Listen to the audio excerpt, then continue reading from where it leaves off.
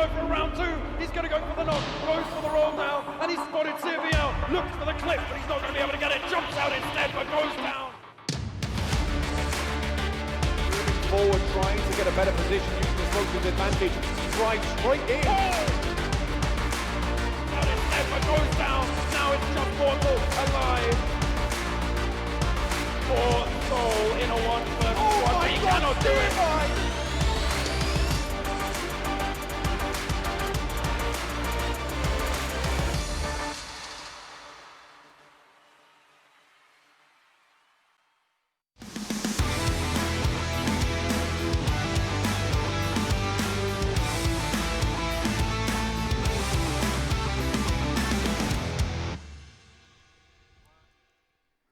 Hello everyone and welcome to PMCO 2020 Spring Split South Asia Semi-Finals. My name is Varun Super Johnny John, being joined on the desk by none other than Ocean Sharma, who's showing off his cool t-shirt that he has. But as I said earlier, this is the semi-final stage. We are done with the group stages and we have the top 24 teams from the groups now, which are going to be divided into 3 different groups and are going to play the semis. I mean, the scoreboard's going to reset. Yeah. That's one of the things. So that is like a good thing. See, supposedly, it's, as you remember, 7 Cs, they barely qualified. If the scoreboard would have been same, they would have never been able to catch up. So now they have a fresh start. They have a chance to actually prove themselves once again that, yes, they deserve that spot.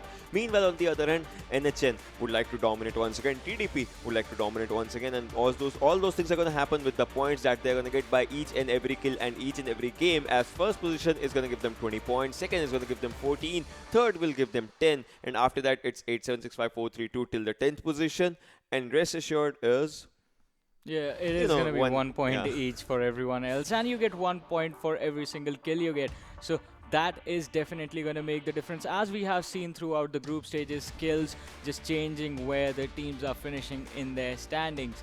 And that is something that teams like NHN, teams like TDP are going to look to exploit. But as I said, group stages are done. This is semi-finals and these are the groups for the semi-finals. We have Group A with Nepali Ho Ni, Rivals X, INES, Team Xtreme, Wolves 10, and a lot of good squads being divided. Trusty Process is in Group B, Elementrix is there, Rising Nepal X is there, Damn Classy, Deadeyes Guy, KTM Raid, Jyanmaara, Vibes are there as well. And Group C we have A1 Esports, PN Gaming, Salty Squad, Team Pyro, R3D Devils, 1971 Gladiators, Ultimate Bang, and Team T2K.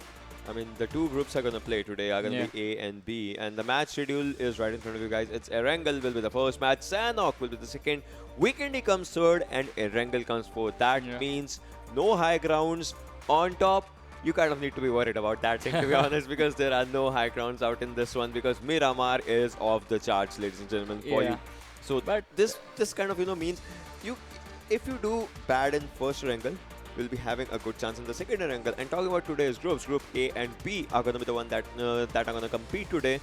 So I think it's kind of a good chance for them to actually step up their game in the early stages. Yeah, early stages, as we talked about this, you need to set up a momentum for yourself. Because talking about momentum, A1 Esports, the first day they dominated every other team that were playing with them. And that resulted in them just maintaining that top 8 standing. Because later on, every single game they played, apart from the first 2 chicken dinners that they had, was sort of mid of the table performance coming in from their side. But because of the amounts of points that they already accumulated in the first 2 games, they never dropped below the first top 8.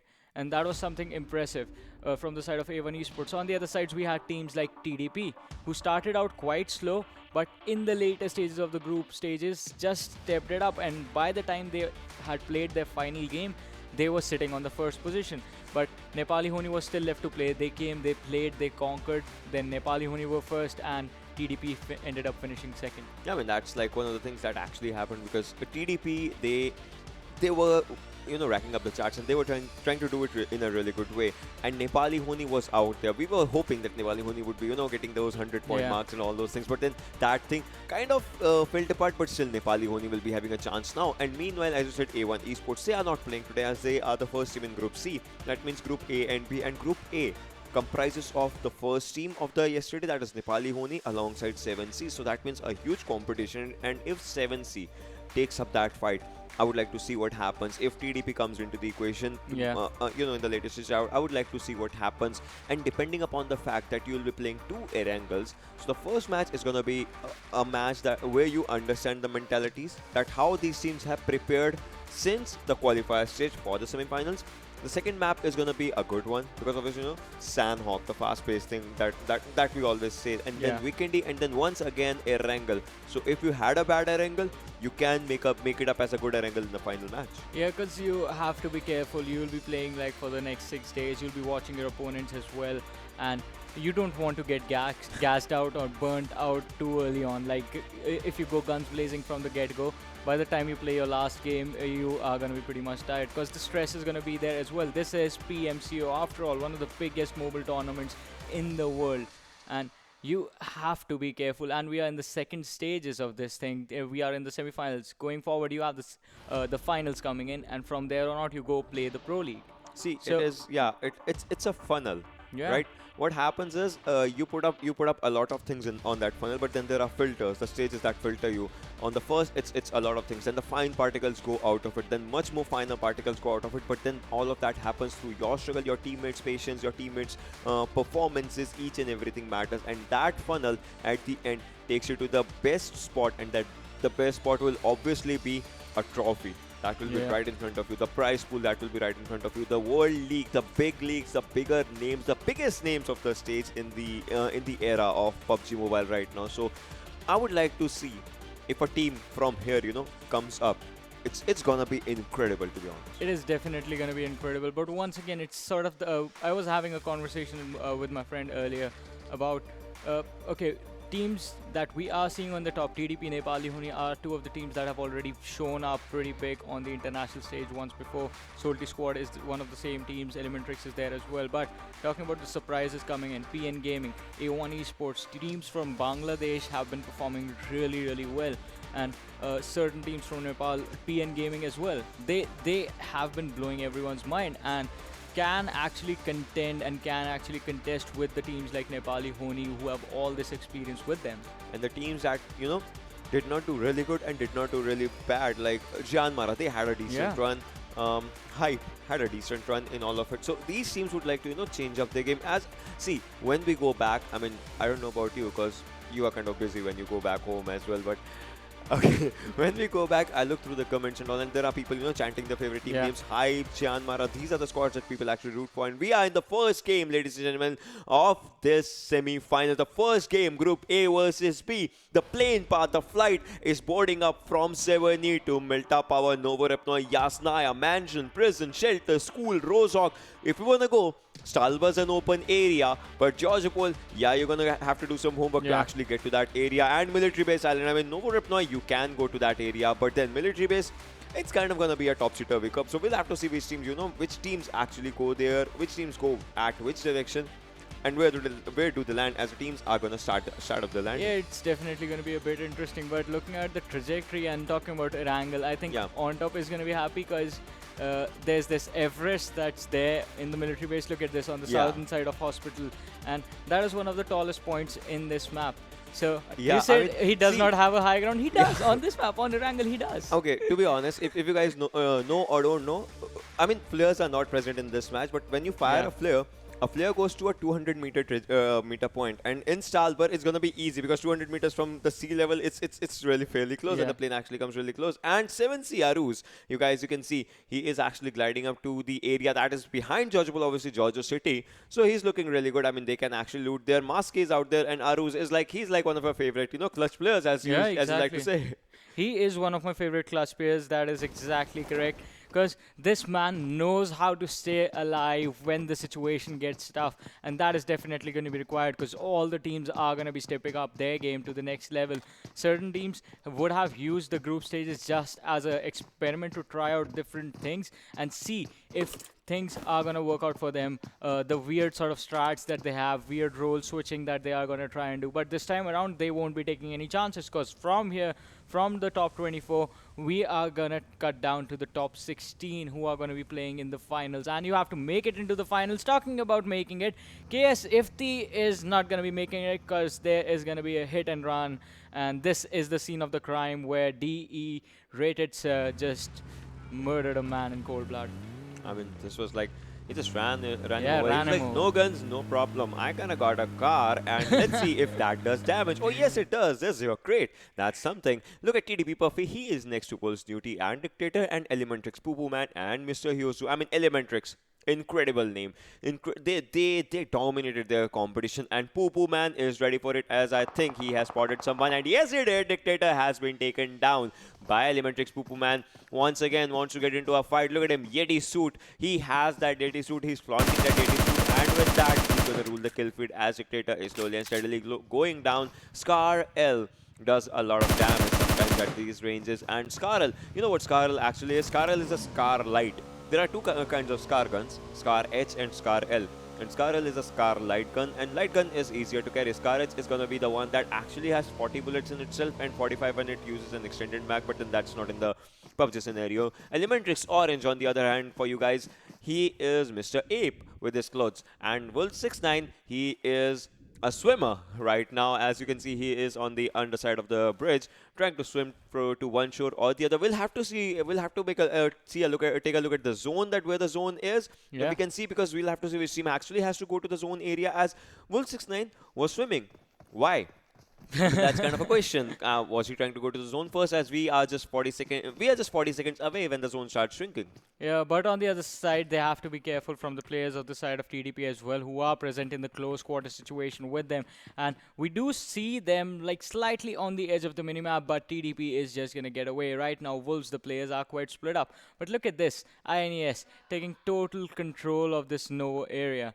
That was just they are just gonna be glad about this. And the last time they got here, Yeah, TDP, INES, yeah, there was a scenario between them, a bit of a Memories, fight going man. on, yeah. Good old times, if you want to say. But then Machine, Tia, Badrev, and Evil Eye. Evil Eye was MVP once. Machine, an incredible player. Badrev, he knows his ways around the corners. And Rivals out here for you guys in Pochinki. It's a calm before the storm. See, every team is just like they're having their picnic in their favorite drop locations. Divine, Trigger, Slayer out there in Pochinki area. We'll have to see where Noob is. But then Noob is an incredible player. You remember Noob and Divine, they were MVPs back to back. GM Gunner has spotted KTM. Akshay not doing good for KTM. But then will he try to go for it? Will he try to take shots? Yes, he will. First shot, second shot, third shot misses. Fourth shot is gonna be, if one more shot hits, it will be the end of Akshay right now. But then 40 bullets, and look at him taking that cover. And look at Gunner, he is trying to find him where he can, and he has popped up a first aid. His health is 75 HP right now, but Gunner with that gun is looking forward to take up a fight. But right now he falls a bit back, wants to look forward once again. That smoke has popped in, but will it be useful? Will he try to bait him through the smoke? Will he try to hit him through the smoke? He does not know he is there. Now he kind of does. He knows that he has lost a potential opponent at 10 HP. Yeah, Akshay, he healed up, and I talked about this last time. We saw a clash earlier. This is still a 1 versus 2 situation. That time it was a 4v4, and this could just go horrible and turn against Gunner at any given point, because he is just there without his teammates. His teammates are quite far split up from himself, and on the other side, team number 17, they are all together. They are right next to each other, so if they decide to charge in on Gunner, this is not going to work out for him. Over on the other side, 7C are just going to be happy taking control of this entire city. Look at how spread out they are. This is what you do. When you know there is no enemy to contest you in a certain area, you just take whatever you can, and then you just spread out and look for some better loot. On the other side, communication needs to be on point, because if Pathetic gets engaged upon right now, the other 3 players, they are not going to be able to support him. Because he was on the other side of this asphalt road, but now he is slightly close, so situation is still going to be manageable. On the other side, we see TDP, Mr. Thing, just climbing on top of mountain. He has to be careful, because I think I just saw another team in the background. I mean, maybe, but then as of now, yeah, because TDP Mr. Thing was out here and there was another squad of Wolves right next to him in this area. So that's one of the things. And look at him. He has to get to the zone like 800 plus meters. KTM Akshay, he was just barely survived and now is using his buggy to go to the area. But he will be meeting his KTM players out there. But KTM and TX fairly close to each other. Team number 8 and team number 17 if you are looking through it. Demon, Niku, Kazi and Viper in one area of shelter and KTM's other players on the other areas. Like they are like what 150 meters far away from each other. But then as of now, if they spot each other, they are gonna have a fight. Niku had a car, he just parked his car in a safer process. And talking about process, TDP Trusty Process is one of those teams that is currently fairly outside the circle. As you can see, the blue line along that their name. So that actually shows that they are outside the circle. As of now, just one player has been taken on. That was KS. That was from the team of KS Axe. So that one death is the only driver. Can we make it two? As Sincere was trying to spray on some players of Rivals. Rivals noob is what he spotted as of now. But then look at this area. School. It's kind of a see. Not much players go out there in these kind of areas, but if you hold these areas, it's really difficult for the opponents to fight against you. Yeah, but the moves from the side of Rivals is also interesting and is also really smart. He's your teammate. He was just being cautious. But as I was saying, Rivals just moving away from that fight and not engaging was actually really smart, because had they engaged, they would have wasted a lot of time just fighting two players from the side of DC. But now they can actually focus on making a good rotation and finding a good place for them to hide for the later stages of the game. But now Wolf69, he has spotted a couple of players for himself from squad number 7. But fired some shot, gave away some information. Now he is going to be in a bit of trouble. He has to hide. He has to be really, really careful. The good thing for him, once again, is that his teammates were there. And as I said, information being given away, and that to the wrong team, INES. Are they coming in his direction? He has to be really, really careful this time. And we see DC stealing Soapy out in the blue zone, 7C as well. On the other side, Elementrix, they are just about to make it into the play zone and inside the first circle. They have still a lot of way to go into the next play zone. I mean, one place, Nepali Ho Ni, uncontested near around Yasnaya area. They see, if a fight comes their way, they are not going to back off from a fight. That's one thing for sure. But as of now, they are not seeing any fight, and they are fairly good in a good area inside the zone, inside the circle. They want to loot slowly, and then they want to fight really fast. That will be one of the things. And INES Tier and Evil Eye, one of these guys is going to have an MK14 in their hands alongside a 4x scope with those level 3 stuff. I guess Tier will be having level 3 stuff, or Evil Eye, depending on who actually rotated first. And DC Pro Noob is rotating around Pochinki area with alongside DC's other players. That was just behind him. And DE Shifu Sir on the other hand, as you can see, the cars are lined in perfectly, kind of alongside Illusion Sir, Reddit Sir, and Wadu Sir. They have spotted a vehicle that was really, really far away. See, I'll be surprised as of now if it's a single shot hits. But then you can always try. I think that would have been some kind of a record if he actually managed to connect with those shots. But those were just random shots. We have to go back and see if they actually heard it. But now Rivals are engaging upon the side of KTM. They are right next to each other. And squad, there was another squad quite close by. Rivals Trigger, he's going to get knocked down by that Uzi, but Divine is there for the cover. And Ramos is going to be taken out from the other side by Slayer. He was caught off guard, and the position that they are in, Rivals, they will have an easy finish for Ramos, but they have to be careful as well, because the players from the side of KTM, they are present in the compound right in front of them, and there is a lot of open area. So Ramos is going to be finished off, but Slayer has taken a lot of damage in return. They have to be careful, because Akshay, Warhead, and another player from the side of KTM, all of them are there. It's Adus. Yeah, it's Adus. It's Adus actually. But then one thing, I mean, why did Slayer go for a finish? He could have let him bleed out. No doubt he had 4 first aids. Just because the longer he stayed alive, the more information he was giving to his team. But then they could have, just stayed out there, just let him bleed. Whereas KTM, Akshay goes down right now by Rivals. CY in 1 second. Rivals looking up for the fight. And if they have knocked someone, I think it's a perfect time to actually go and charge in on that compound. Vibes Knight on the other end was trying to spot some players of 7C, but then as of now 7C's players are looking really good. NHN, Vcash, go lay on your screen. Elementrix Orange takes down DC Sincere and takes down Celix OP in just one spray. Mr. Yuzu finishes Celix OP. DC, this is not looking good for them as Poo Poo Man is charging forward. He is looking for an opening as well, and Sincere, he'll be left to die out there by Orange as Orange takes the skill. Elementrix has 2 kills in their hands, and DC will have to run away. But look at this thing. Elementrix is playing with 1 substitution right now, that is Oneralin. We'll have to see if this substitution turns out to be really good for them, or kind of decent or bad, because at the end of the game, that's going to be one thing. And RN Predak has spotted Rivals Slayer and the other fellow members of Rivals, and they are trying to find that one opening if they can pop anyone's head or body, or even can damage the armor. Second airdrop also has an MK, so 2 MKs in this area.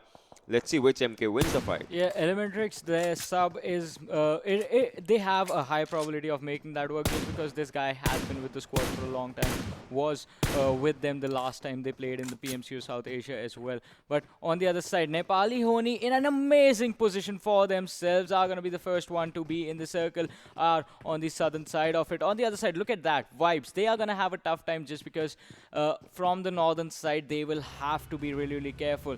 The good thing for them is they can spend as much time as they want in Yasna and not have to worry about anything. They can just hide in those compounds. This is bad. But Hype is surrounded from each and every direction. Look at that. One area is KTM, one area is Rivals, and TX is really, really close to them. But trying to spray. It could have been a really good spray, but then Viper, look at him. He was spotted by KTM Warhead as well. TX is looking really in a daring spot right now. Look at them. One side Hype, one side KTM, and they are just moving in forward unfazed. Prototype is low on health. The Leon, he is an incredible player, but he has been spotted. Warhead has damaged him, but then he also takes up a nick of a damage, and Divine was spotted. Predator takes him down.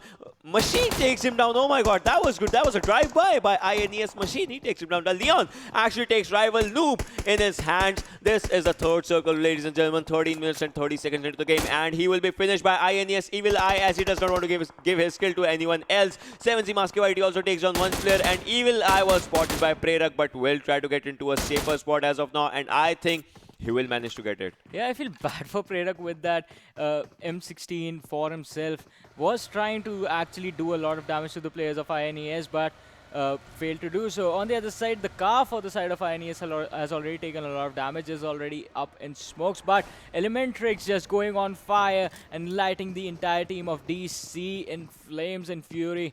They have dropped 2 players, but can they actually finish them off and get those kills for themselves? Elementrix, Mr. Poo Poo Man, he has gone down, but Mr. Yuzu on the other side is available for the flank. On the other side, they have the entire squad of Hype in front of them. Mr. Yuzu, he's going to spot out Gurkha, and he's going to knock him down, but waiting for him to be spotted so he can finish him off. On the other side, Wolves Ironic once again just running himself over, and Arus is going to use it to his advantage and finish him off. I mean, this is that bad was a free thing. Kill. Yeah, this is bad thing for Hype right now. Wolves Dictator on the other hand goes down. The Leon, he can also get some specific amount of damage. He is landing out from the wrong side of the vehicle. You should have actually switched seats before, coming out. But then Mr. Yuzu was spotted as well from one direction. So this kind of something, he's popping up a smoke, a really, really good choice. As Poo Poo Man smoke also goes down, and he knows that there's a car out there in that area as well. I think he's trying to move on to some area. On top comes into the equation, takes down Wolf 69 in an incredible way. SK49 is also trying to spot someone, and Wolf 69 will be finished out there. But I don't think so. That was done by TDP, and KS Sanhok has been taken down by TDP Puffy. KS Meherraz and KS Reed are moving forward. The Leon takes on Elementrix Wonderland. This is looking really bad, and out there Orange is also present. Damn Classic gets eliminated on 16 as a car blasts out here,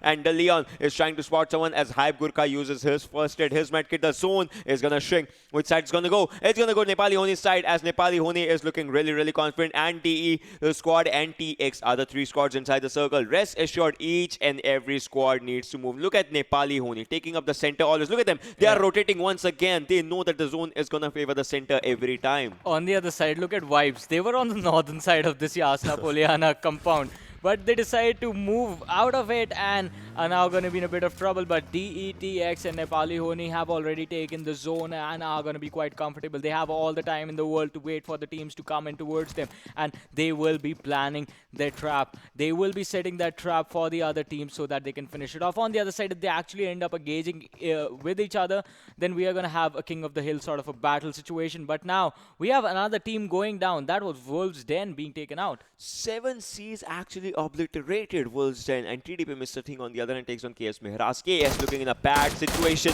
being sandwiched from two directions, and TDP does not want to give their kills to their opponents. Jyanmaara takes on KTM Warhead. Reed is the lone survivor as of now in this area. 7C Demon OP was also being spotted as JM Wang was actually finished out one person on top. Would like to go to a higher location once again, trying to do justice to his name. And Mr. Thing takes on KS Mehraz. TDP, I think a call has been given to them to move as soon as they can inside the circle or something, and that's one thing that they are going to try to do as soon as they can. INES in one compound, Rivals on the other one.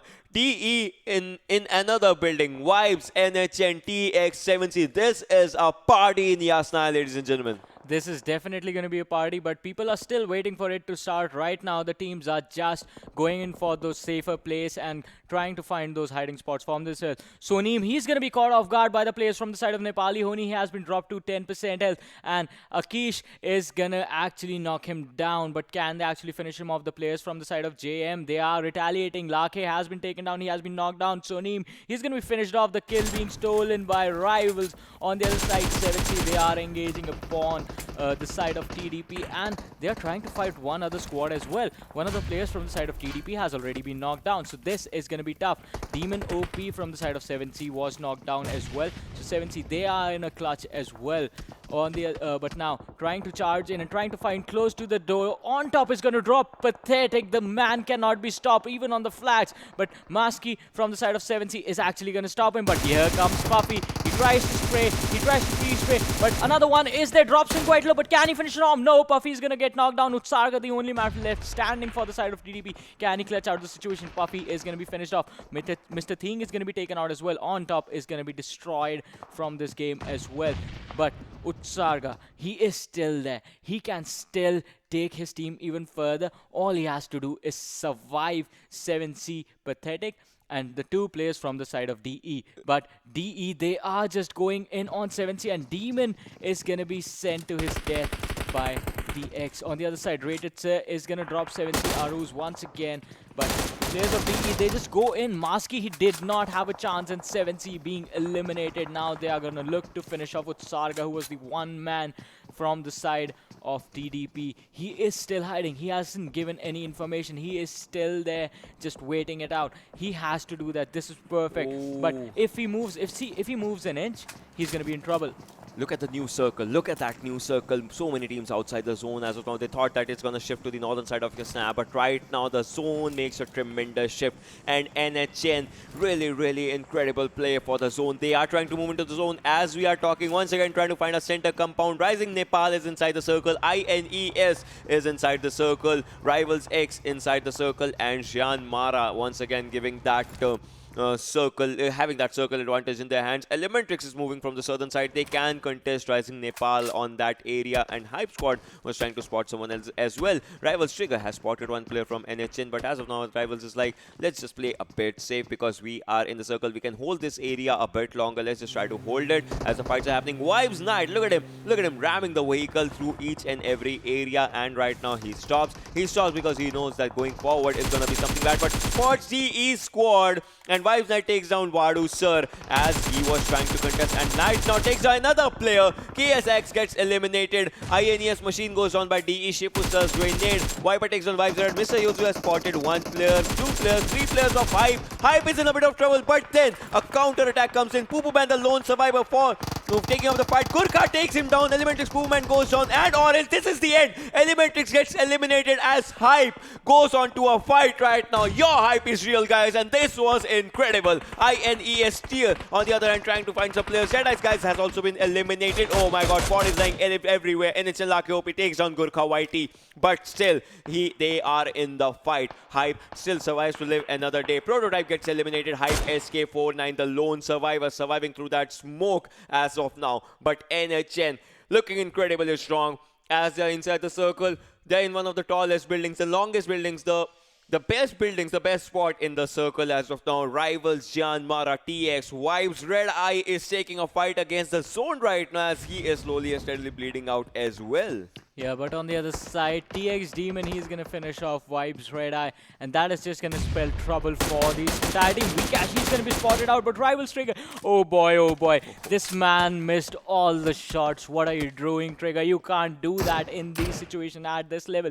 You have to make sure that if you press the trigger, the bullet is going to connect. On the other side, Lanka OP is just taking a lot of damage. It's going to be dropped to 60% health. But now, look at this. This is so interesting. KTM, they are going to be safe. RN is going to be safe. Hype SK is going to be quite safe because they are far away. On the other side, all the other teams in those compounds, they are going to be in a lot of trouble just because they are so close to each other. One shot is going to be a lot of information given. And RN is the only team now in the next circle. Here comes Nepali Ho Ni. They have been the first ones to rotate into the play zone every time the circle has been made, but this time they have to be careful. Once again, Vikesh, he is going to be the first one to go in. He is going to be the entry for his team, and was he trying to go for SK? I think that actually might be a wise idea because you will get one kill at least for your team even if you go die. Easy one kill. That's on the other side, look at this. JM and TX. Kazi is bleeding out right now. He cannot be revived right now, but all he can do is give the location as he has spotted Gunner out there. He knows that the Gunner is moving. He knows the whole squad of JM. Look at them. Wong and Nang, they are just lying down at that area. They're just trying to find a potential cover. They're throwing up their smokes and all those things as easy as they can, as in the early stages, as this is important right now just to move into the zone 6 circle, ladies and gentlemen. This is real. 10 teams and 25 people alive for the fight. NHN wants to move inside the circle as Vikesh charged in, but then other players are moving behind him. If they find someone, that's going to be something. KTM Akshay in the open area trying to find a good cover. Obviously bursting on the vehicles. RN Prayer takes on INES, but here goes for Prerak. KTM Adis has been taken down by RN. His first Team Hype gets eliminated as SK49 was the lone survivor. INES gets eliminated on the 9th spot. We'll have to see how all the fights happen. TDP gets eliminated on the 8th. NHN still a big name surviving. They are looking for a chicken dinner and not stopping anywhere before that, if anything. 7 teams, 17 players alive. Wong has spotted NHN's players, but will he try to go for a spray as he spots Vikesh, but then the shots on him. This was bad. Gole spots him, takes him down. Gunner, the lone survivor. All other players bleeding out slowly and steadily. But will it be end or will it be his time? That's one thing. Look at Viper outside the circle. I mean, incredible. He's just doing something incredible. Yeah, he's just going to try and heal himself as long as he... Oh boy, Ocean. The drop coming down in the middle, and JM Wang, he's going to be finished off by NVM Vikesh, and once again, Vibes being finished off from this game. Arun Sonam was the man for their demise, but now TX Viper, he is still there. He's still using his healing utilities, but now he has 2 first aids left. He has 10 bandages. Those are going to be useless at this point. This is the 6th circle, and one more, and this man has no option Can he clutch it to top 5 with this one? So. If any other team goes down right now, this is going to be his time. He is trying to go for the bandages, but will it be enough? Pops out 1 bandage, 9 remaining. Trying to pop out the second. Now it's going to be 8 remaining. KTM Adis goes on, and he takes the team to top 5 because KTM Rage gets eliminated on 6. Oh my god! Team Xtreme in top 5. This was incredible. Yeah, that was definitely incredible, and we are down to the top 4 teams. Lanka OP is just going to destroy JM and making this game down to the top 3. It's rivals, Rising Nepals and Nepali Ho Ni. Once again, it is a 2 versus 3 versus 4 situation. Nepali Ho Ni with 8 kills to their name, and with all 4 players alive are looking to dominate just like they did during the group stages. On the other side, Rising Nepal, this time they are not going to let the lead go too big. The utility being put to use. See, this is the thing I love. In the later stages, you just go all out with the throwables. You just throw everything that you had everywhere you can, everywhere you think you will be able to spot out an enemy. On the other side, the nades they did fall a bit short in first. He's trying to find an angle, but that was just a mistake. Takes a lot of damage, was dropped to 50% health, and now all the players from the side of Rising Nepal are quite low. Nepali Ho Ni, they can actually charge in on this, and so can rivals. if they charge in from behind, as I say that, Slayer is going to drop 2 players from the side of Rising Nepal. Crazy, the only man left standing. He has to clutch a 1v2 first and then go for a 1v4. Before that, he has to revive his teammates. Can he do this? The man is still hiding while his teammates slowly beat out. But on the other side, Nepali Ho Ni, they are going to do his work for him. They dropped 1 player from the side of Rivals. Along the whole horizon and just took down 1 player. That was something. And look at Crazy. He's going for a revive right now. Trigger can see where the revives are going, but will he try to go for it as Slayer moves forward towards his location? He's trying to throw a grenade, if I'm not wrong, or it can be a smoke just to keep the cover. But it's a grenade as it is near to the location of Rising Nepal. Takes out a bit of HP right now, but then the revivals are coming in handy. Trigger wants to know the location of other players. He wants to know the location of NHN, specifically NHN Kole, which is fairly close to him, who is right next to him, kind of. And look at that circle. Circle is really small. Circle is small, and Rival Slayer gets eliminated. Trigger is the lone survivor. Can he pull his trigger out in the right time?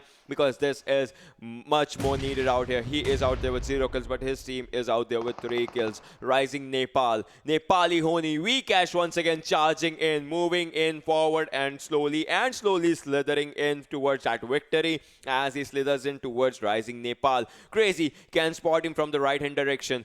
In first inside the smoke. Sonam on 1 area. Trigger can be spotted by Sonam. If that happens, that's going to be the end of Trigger. And look at Lucky OP. That Scar L. He has had 2 kills with that. But can he make it to 3? Can he make it to 4? As Nepali Ho Ni has 8 kills in total. 8 people alive.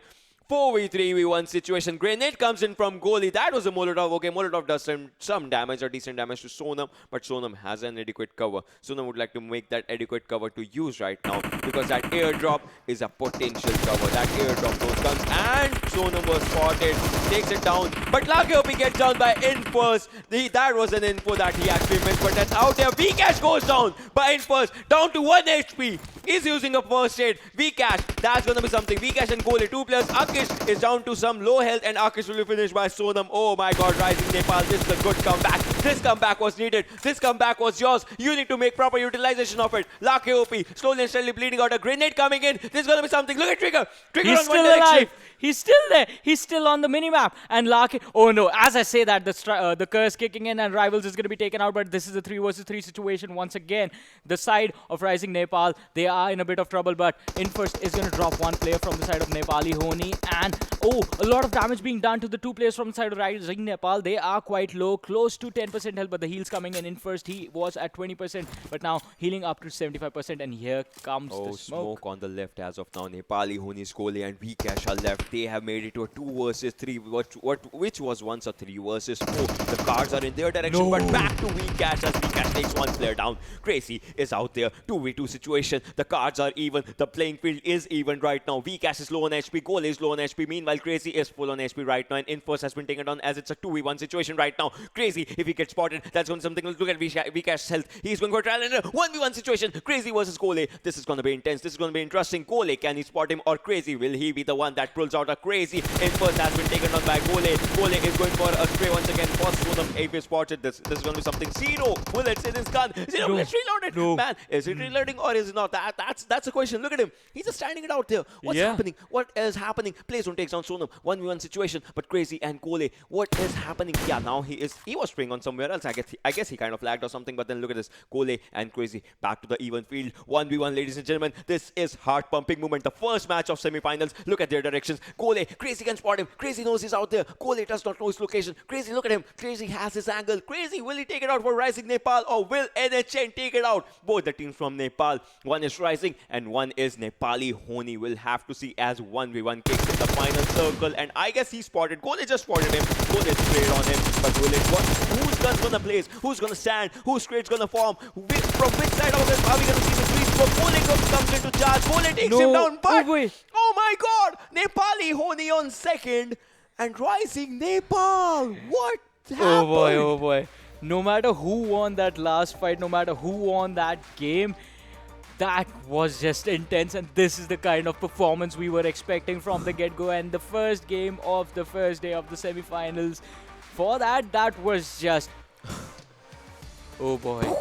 Yeah, and the level of strats that these guys were pulling in that final fight was just incredible. Rising Nepal sending it in first to collect the information, Gole finishing him off, and during that finish off, he actually gave away his location, gave away where he was, and then Crazy comes in, tries to shoot that. Luckily, Vcash was right in front of Gole, and like he dies instead.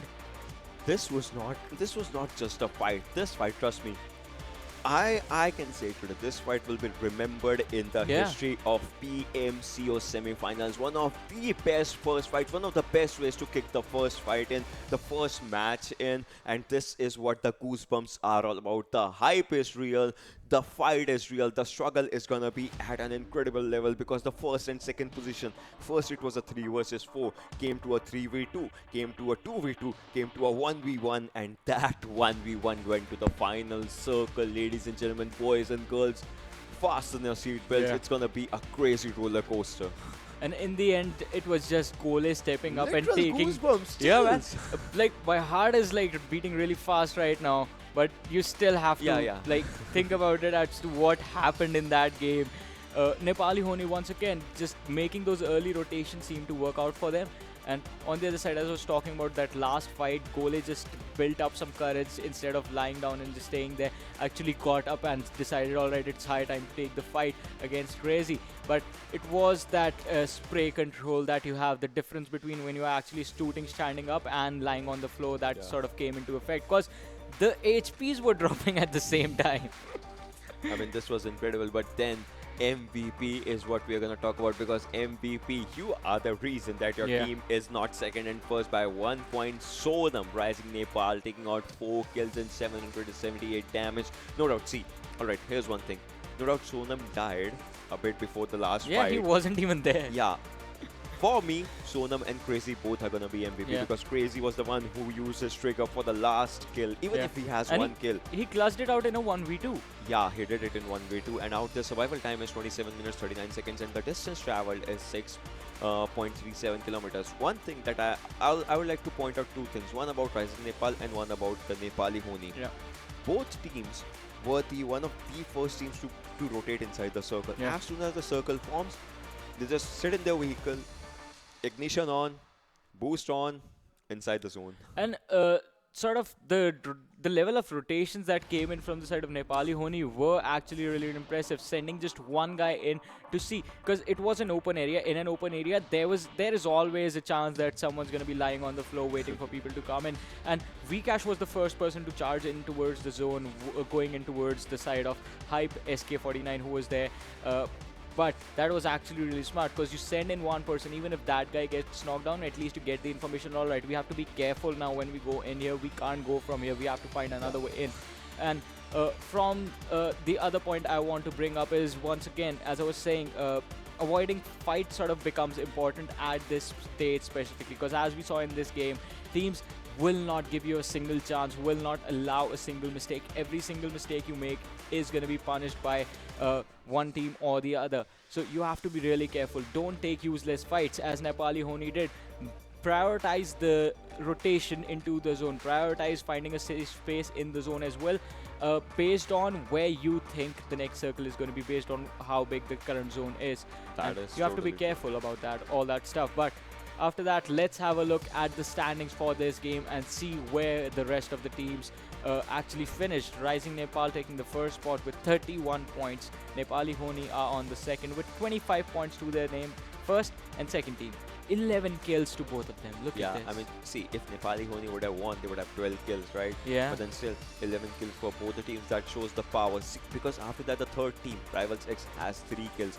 This means the teams of Rising Nepal and Nepali Ho Ni are here to make a statement, and that too an aggressive one. Yeah. I would like to see 64 players in the game, 22 are dead right there. yeah, 22 right there, and obviously, see, 22 are dead right there, 4 players in each team as well, and that's like one of the things. And obviously, they kill each other's players as well. That's also one of the things. But then Jyanmaara on 4th, ladies and gentlemen. Team Xtreme on 5th. INES on 6th. They had good amount of kills. Like 5 kills at that position is good. Vibes on 7th. Team Hype eliminated Elementrix in an incredible fight out there. So that's 5 kills for them for the 8th position as well. Yeah, a well-deserved spot for the side of Hype. Were caught in an unfortunate situation, but unfortunate situations are going to be here as well in the bottom 8. Trusty Pros is sitting on the 9th position with 7 points to the name. KTM Rays are going to be 10th. Deadeye Guys are going to be 11th. Team 7C are going to be 12th. Elementrix is going to be 13th. KS Axe is going to be 14th. Wolves 10 is going to be 15th. And Damn Classy was the first team that were taken out. And Damn Classy and Wolves 10, they were wiped out quite fast. Like, it just started with one player being knocked down, and all of a sudden, wait, is this team gone already? Yeah, I mean that things happens, but those things happen. But then I would like to see, we saw Sonam already in the MVP, but then who are the other 4 players that actually stood up for the game? Because Nepali Ho Ni is going to outshine in that one for sure.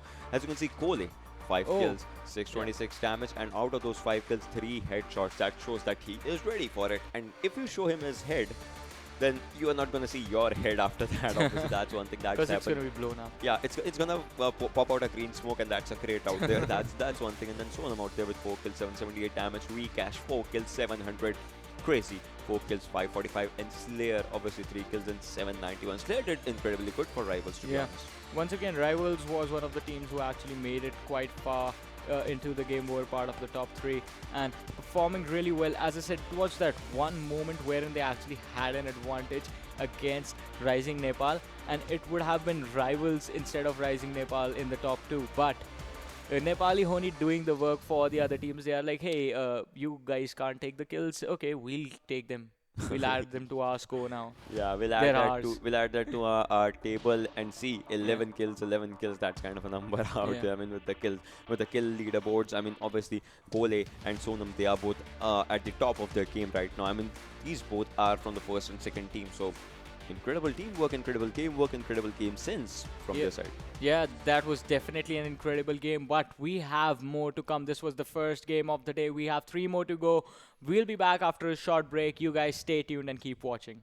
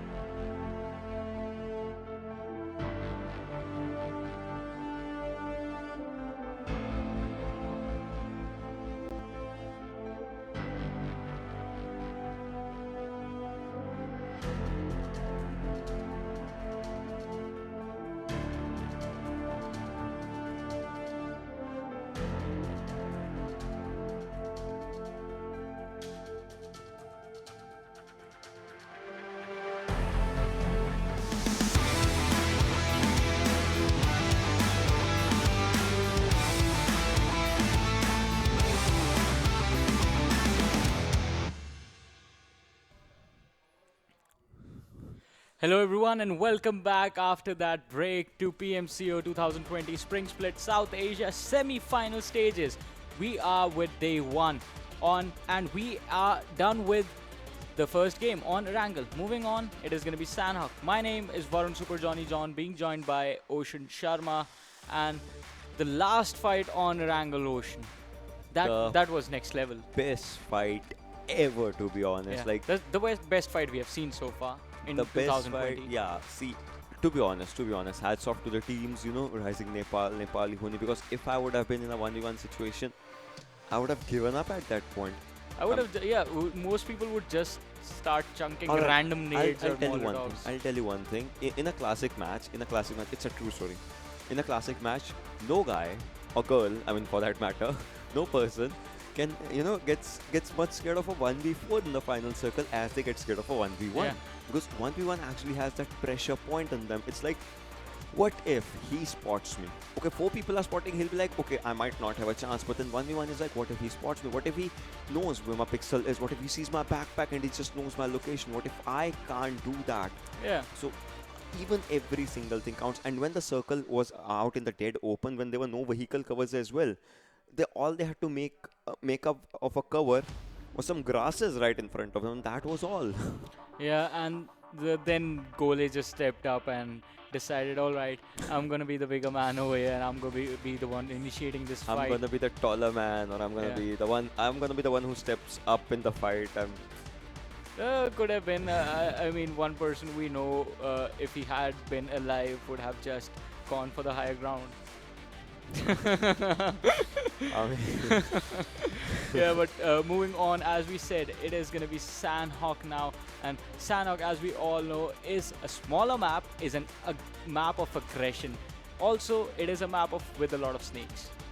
With a lot of snakes, so maybe on top we'll have to see if he gets up his fight, or maybe this might be the map of Rising Nepal's players as well once again. Or 7C Arus. Or 7C Arus, because 7C has had a good see, I mean they were at 24th position, right? Yeah. But then they've had a good Sanhok, in which in one Sanhok they came out second position, where Pathetic was dancing at the end. There have been so many moments, like casting all these matches. I'm gonna enjoy all of these when it's all over. I mean, honestly, I personally don't want all of it to be over, but then that's gonna be stretched out to a long duration, right? No one will be wanting that. So we still have a long way to go. We still have a long way to go. But this is the first day. Yeah, we have a long way to go. This time, we are gonna be in this match. But before that, let's do it right. Fist bump. Okay. Yeah, because finally we are doing it. Yeah, yesterday we sort of messed it up a little bit. But now, today, the game on Sanhok is live and the trajectory is on our screen. Starting from the southwestern side, moving through Painan, through Ban, all towards the side of Camp Bravo. Another place just like Camp Charlie or Camp Alpha, where hardly anyone ever lands. But on the other side, Boot Camp is going to be available. Painan is like right underneath there. Query is there. Paradise Resort is going to be available. And look at this. 7C are going for the safer play. Elementrix just landing in their usual spot. And Camp Alpha Island. How many teams are we going to see rotating in that direction? Right now, it is 4. Oh boy, it is 4 teams heading towards the Camp Alpha Island, and that is just going to make this entire situation interesting, because all 4 of them are, like 2 of them are just going towards Hathe, and that is just going to be the first fight as soon as the game starts. But on the other side, Paradise Resort has been abandoned, and we do see a couple of teams on towards Boot Camp. There are players in Camp Alpha Island, but there is no player in Camp Alpha. Meanwhile, Hype is going for a southern drop. Docks and Kampong, those areas are actually really good for them. And then on the other hand, Lakavi is taken by Rivals. Rivals have an excellent winning streak out here in Sanhok, as they managed to take down that fight of Query with Noob using that USS. And on the other hand, the first blood has been drawn. As we were talking, as one player actually went down, I think that's going to be the fight of Camp Alpha Island, only if anything. And KS Hari takes down Rivals Trigger. Rivals Trigger has been taken down. Oh my god, KS Hari is getting spot on and shot on as Rivals Noobs takes him down. And look at this. If they is using that, look at that thing. that's an incredible thing to flaunt. I mean, Yeah. look at this. What do you call it? A stick kind of a thing, right? It's basically a sickle with a skin on, but then it looks really good. Rivals Noob, the horse is moving forward to take down the kill of KS Reed, and KS Mehraj has also been taken down. Trigger is the one person that they have lost, but then I think they're gonna step up their game and they are gonna get good amount of kills. He's right behind you, right behind you. Yes, now you find him. That was a good one. You like the stick, I like this mask, man. The horse. I like all the skins that PUBG actually brings out because Yeah. some of them are really good. And look at Slayer. He's moving forward. As you know, the Sanhok is one of the players that is surviving out there, and Slayer is moving forward to find Sanhok. If he finds Sanhok, that's going to be something, but then Slayer is moving on one direction. Is he using a scooter right now? I think that's a scooter, and he is actually, because, you know, faster movements obviously are going to give you a good chance of that. And Sanhok, I don't think so. He has a loot as of now. KS Mehra slowly and steadily moving forward. Noob is going to move forward. Noob has a good AKM thing. So AKM is going to get out a good cover. Sanhok, and where is Ifti? That's my question from KS. Where is Ifti? We can't see him as of now. Yeah, Ifti has separated from his team, but that might just turn out to be the blessing in disguise for this side of KS, just because that man was separated. Even if Synox does get taken out, he's still going to be really, really live. On the other side, Ifti is right next to rivals Divine, and he has to be careful. Oh, I spoke too soon. I thought this man would be far away, but he has been cornered into a really bad spot right now. Does have that vector, so the rate of fire in the close quarters combat is going to work out in his favor, but Synox, he has to try and get away. Divine is going to try and charge and is going to try and find that angle. The grenade being cooked. If this goes in, this is going to spell trouble for Ifti, but Divine is going to rethink his entire decision. They can collapse upon Ifti, the players from the side of rivals. They have done this before. They can do it once more. It's just one man in there, but I like that they are paying so much respect to that just one player who is hiding inside that small hut. He is going to come out, he's going to spot Divine, but Divine is going to tear him to pieces. And on the other side, Synox was taken down. So within the first 4 minutes, we have already lost KS Axe. That's just one squad going down, but look at this Slayer. He did take some damage, and as I always say, you have to be careful, because now you need to find some healing utility as fast as you can. Otherwise, if someone third parties you right now, you are just gonna be dead meat, my friends. On the other side, INES Machine, he has one compound, but the side of JM, they are quite close to him. If they spot him, he is gonna be in a hell of trouble.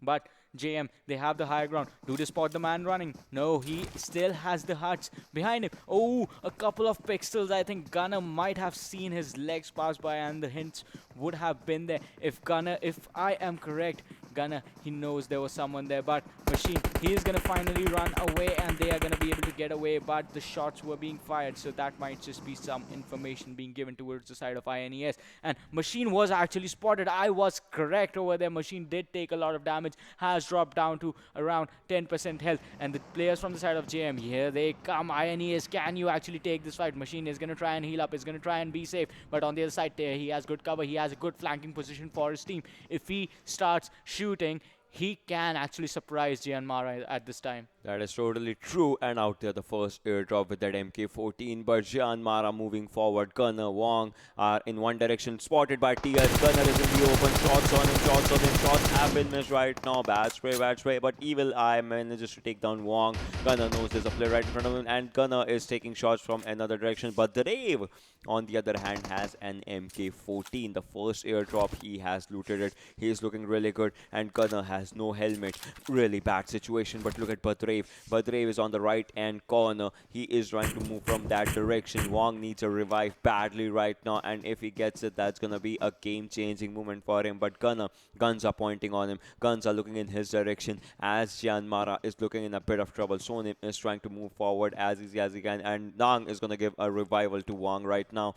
But look at this. JM is gonna be 4-man strong once again, and Gunner had spotted Tier, but then Gunner went down once again just to lie out on the grass area right now, because that is a wiser decision. And Wong is using his boosters, first aids, not first aids, bandages probably or something, as he is healing up for himself. And Padre, he can be a potential flanker right now if he needs to flank from one direction to the other direction, because that's going to be important. Tier on the other side is on the back end, and Machine and Evil Eye are sitting in just one smaller compound. Gunner is trying to make a move backwards, but was spotted, has been damaged a bit, is down to 50-ish HP right now. But then will it be enough? Will he try to flank to other direction? He does not have a helmet. helmet, one shot on the head, and that's gonna be, he is gonna be smelling the grass right now. So that's gonna change the persona of the game. Yeah, it is definitely gonna change how these teams are gonna look at that situation. But Badrev, he's gonna be spotted out by Gunnar, and he is gonna be dropped to 50% health. But Gunnar, he was already fighting from a deficit. Badrev, he can take advantage of the situation because Gunnar, he still has not healed up. He does not have a first aid. He does not have the bandages. He has 2 bandages, but on the other side, Badrev himself taking a lot of damage. He has to be really careful. On the other side, Gunnar is gonna be dropped by Badrev. But now Badrev is in a bad spot. Wang is gonna step up. Wang takes a lot of damage. He is quite close. He's trying to sneak his way in. He can actually revive his teammate first because they have the numbers in their favor. Jyanmaara right now. INES once again, they were split up. Badrev was the man who was lagging behind, and now he has been forced to fight the side of Jyanmaara. Sonim, he has revived his teammates, but now needs to find a good position to fight Badrev. Yes, and right now JM Sonim is trying to look into one direction as Badrev is right in front of him. Badrev can change the pace of the game. Badrev has that QBU, the DMR, that is specifically a Sanhok thing. And on top is making his appearance out there in this drone shot, as well as he is trying to get on top of each and everyone. And Wong, his health is low right now. DC Sincere is taking fight with Nepali Ho Ni. Badrev takes down Wong as with that headshot. So JM's Wong once again getting knocked, and Vikesh was spotted by DC Sincere, but then Reaper OP can spot DC Sincere. Reaper OP would like to take a fight in his hands. Reaper OP has dropped up a smoke. The smoke is going to help Reaper OP to get back soon as he can. Reaper OP, 1 shot, 2 shot, 3rd shot was on him, but he just missed it by 1 single HP. He did not have an HP on him as the shot just landed on him.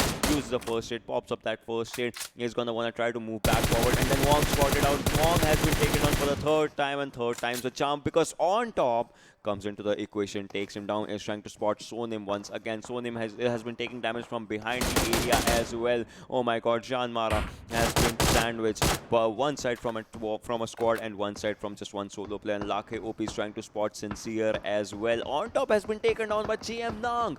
What an upset, and Sincere will be taken down by Lakhe OP. Easy headshot out there. He was just sitting there, Sincere, like just I don't know what was going on, but on the other side, Vibes now, they are engaging upon this team of Nepali Ho Ni, but they have to be careful. This is one of the strongest squads, one of the squads that destroyed everyone during the group stages, one of the highest performing teams. But Vibes, they have the high ground this time. Anek is been already knocked down, so they have to be careful, fighting 3 versus 4. Once again, the nade being cooked by Lakhe. Oh, Goalie is going to be taken out by Redeye, and that is just going to make the entire situation even. Goalie, he is going to be finished out, but on the other side, Anek is still there. He can be revived. He can help his teammates out in this 3 versus 4 situation. Reaper takes a lot of damage, drops down to 20% health, but can this man still survive? He tries to go in for the flank, is going to go down the slope of this ridge, and is going to heal up and join his teammates Vikesh and Lakhe OP. But on the other side, Vibes, I really like this. Get a kill, fall back. There is going to be a higher probability of you getting third partied, and not a team like Nepali Ho Ni. 1 kill is going to be enough, and plus you do not want to waste a lot of time fighting uselessly just because there is going to be a higher probability of you getting third partied. And now Nepali Ho Ni are falling down as well, but DC from the other side, they are looking to come in and seize this moment against these 2 teams. And Nepali Ho Ni, they have decided they do not want any of this anymore after losing just 1 play. And one of the strongest players, Gole, did in fact make it to the last stages of the last game. But now the nade that was thrown was just going to be in vain, because Vibes, they are not going to catch anyone. Nepali Ho Ni has left the mountain. Yeah, I mean, Elvis has left the stage, something like that. I mean, left the building or something like that. But then, look at this. Elementrix, Poopaman, Shakar, and Orange in one area, and Wolves on the other side. These teams kind of started a fight in the previous games, Military Base Island, as well as Wolves was on that area, and they were trying to take a fight. And Mr. Hyozu is kind of on top of that hill area. I mean, TDP on top was taken down, but then that's for TDP, and Elementrix, Mr. Hyozu is going to perform that role as we are talking. But alright guys, I'm gonna ask you one question alongside you as well.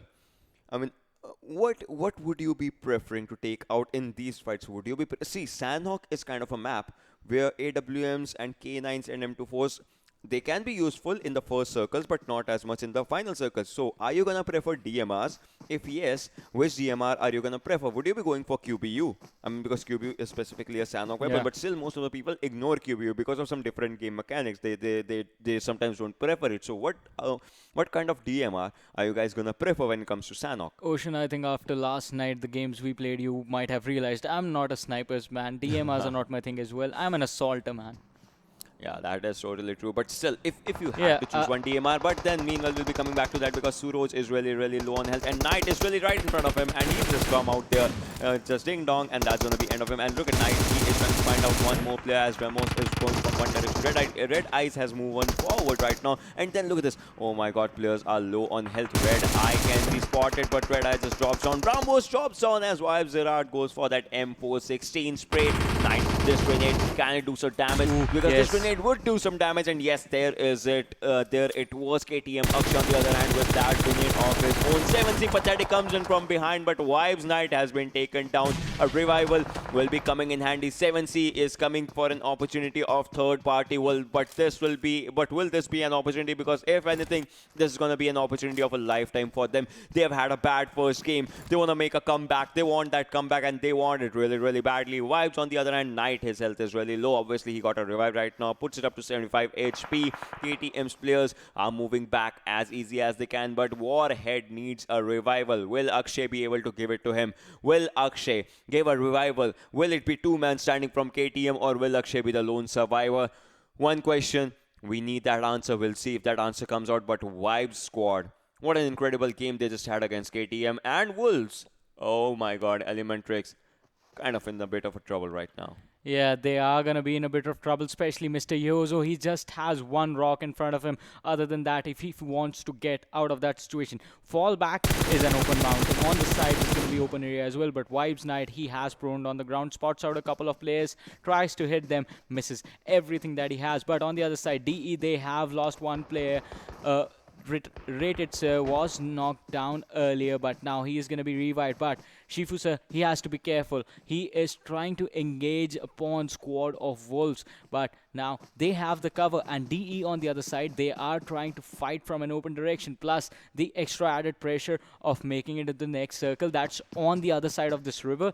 This is just going to be brutal. But DE, I don't think you should be wasting time in this fight. You should actually run away. That is actually going to be a better decision. Running away, going for the circle, and having a good placement in the next zone is going to be a more optimal decision, because if you actually try and fight this one out with wolves, you waste a lot of time. You could actually be taken out while rotating through the blue zone.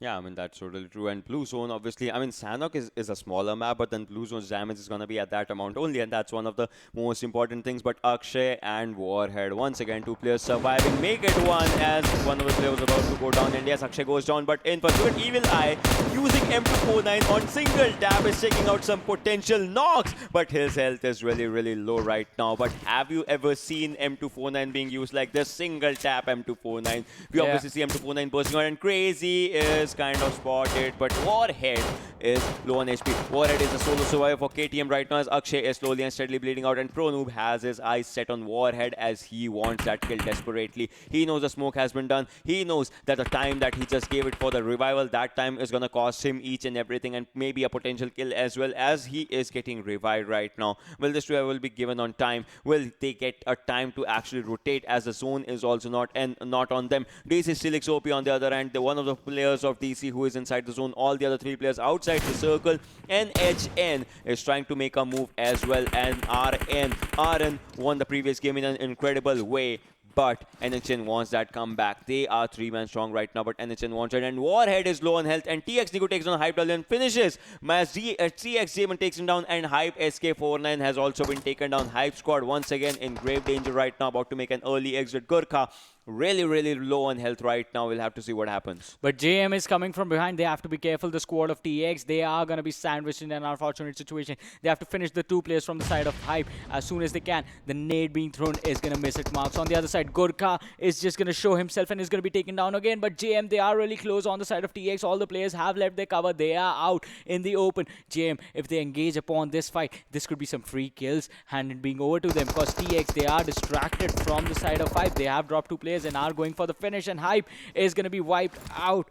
Prototype taking the fall is just not gonna survive, and that is gonna be it for that team. Over on the other side, TX, once again, a lot of information being given by this squad could actually result in them being third-partied. But once again, KTM, Akshay, they are quite close, but first, they have to go through rivals on the other side. Just on the edge of the circle, Noob is going to come in for the rotate. Akshay, if you fire a single bullet, man, that is going to be your demise. That is going to be the reason you die right here. But he is really patient. Both of them are, in fact, Warren and Akshay. They wait it out. They wait for the players from the side of rivals to actually get out of there. And that was really smart. On the other side, Wolves Ironic is going to drop Vibes Zarad, but Ironic is going to take a fall himself, and Newt is going to trade his teammate out, Anik taking a fall. Zarad is just going to be taken out of this game entirely. Ironic once again being finished off. Newt is going to be thrown down. 7C Demon taking a fall. Newt is going to be finished off, and a lot of players just dying instantly. On the other side, 7C, they are taking a fight with the players from the side of TX as well. But this could actually be an interesting situation, a fight for the compound right in the center to just stay safe. But if you actually go there, you will have to be careful as to spot out the teams that are going to be coming in your direction and just watch out and clear the path in front of you.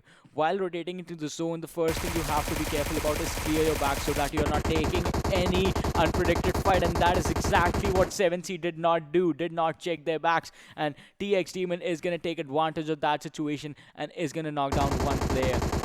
Easy knockdown by him as he was outside the zone as well, but right now he's getting revived, and this is bad as this is the fourth circle. And look at the circle, it's German, INES, Jyanmaara, TDP, DE, and Rising Nepal. Rising Nepal once again giving that priority to the circle right now. Elementrix might backstab them as they'll be sandwiched inside, in between INES and Elementrix. That's going to be a situation, but NHN is coming in from down area.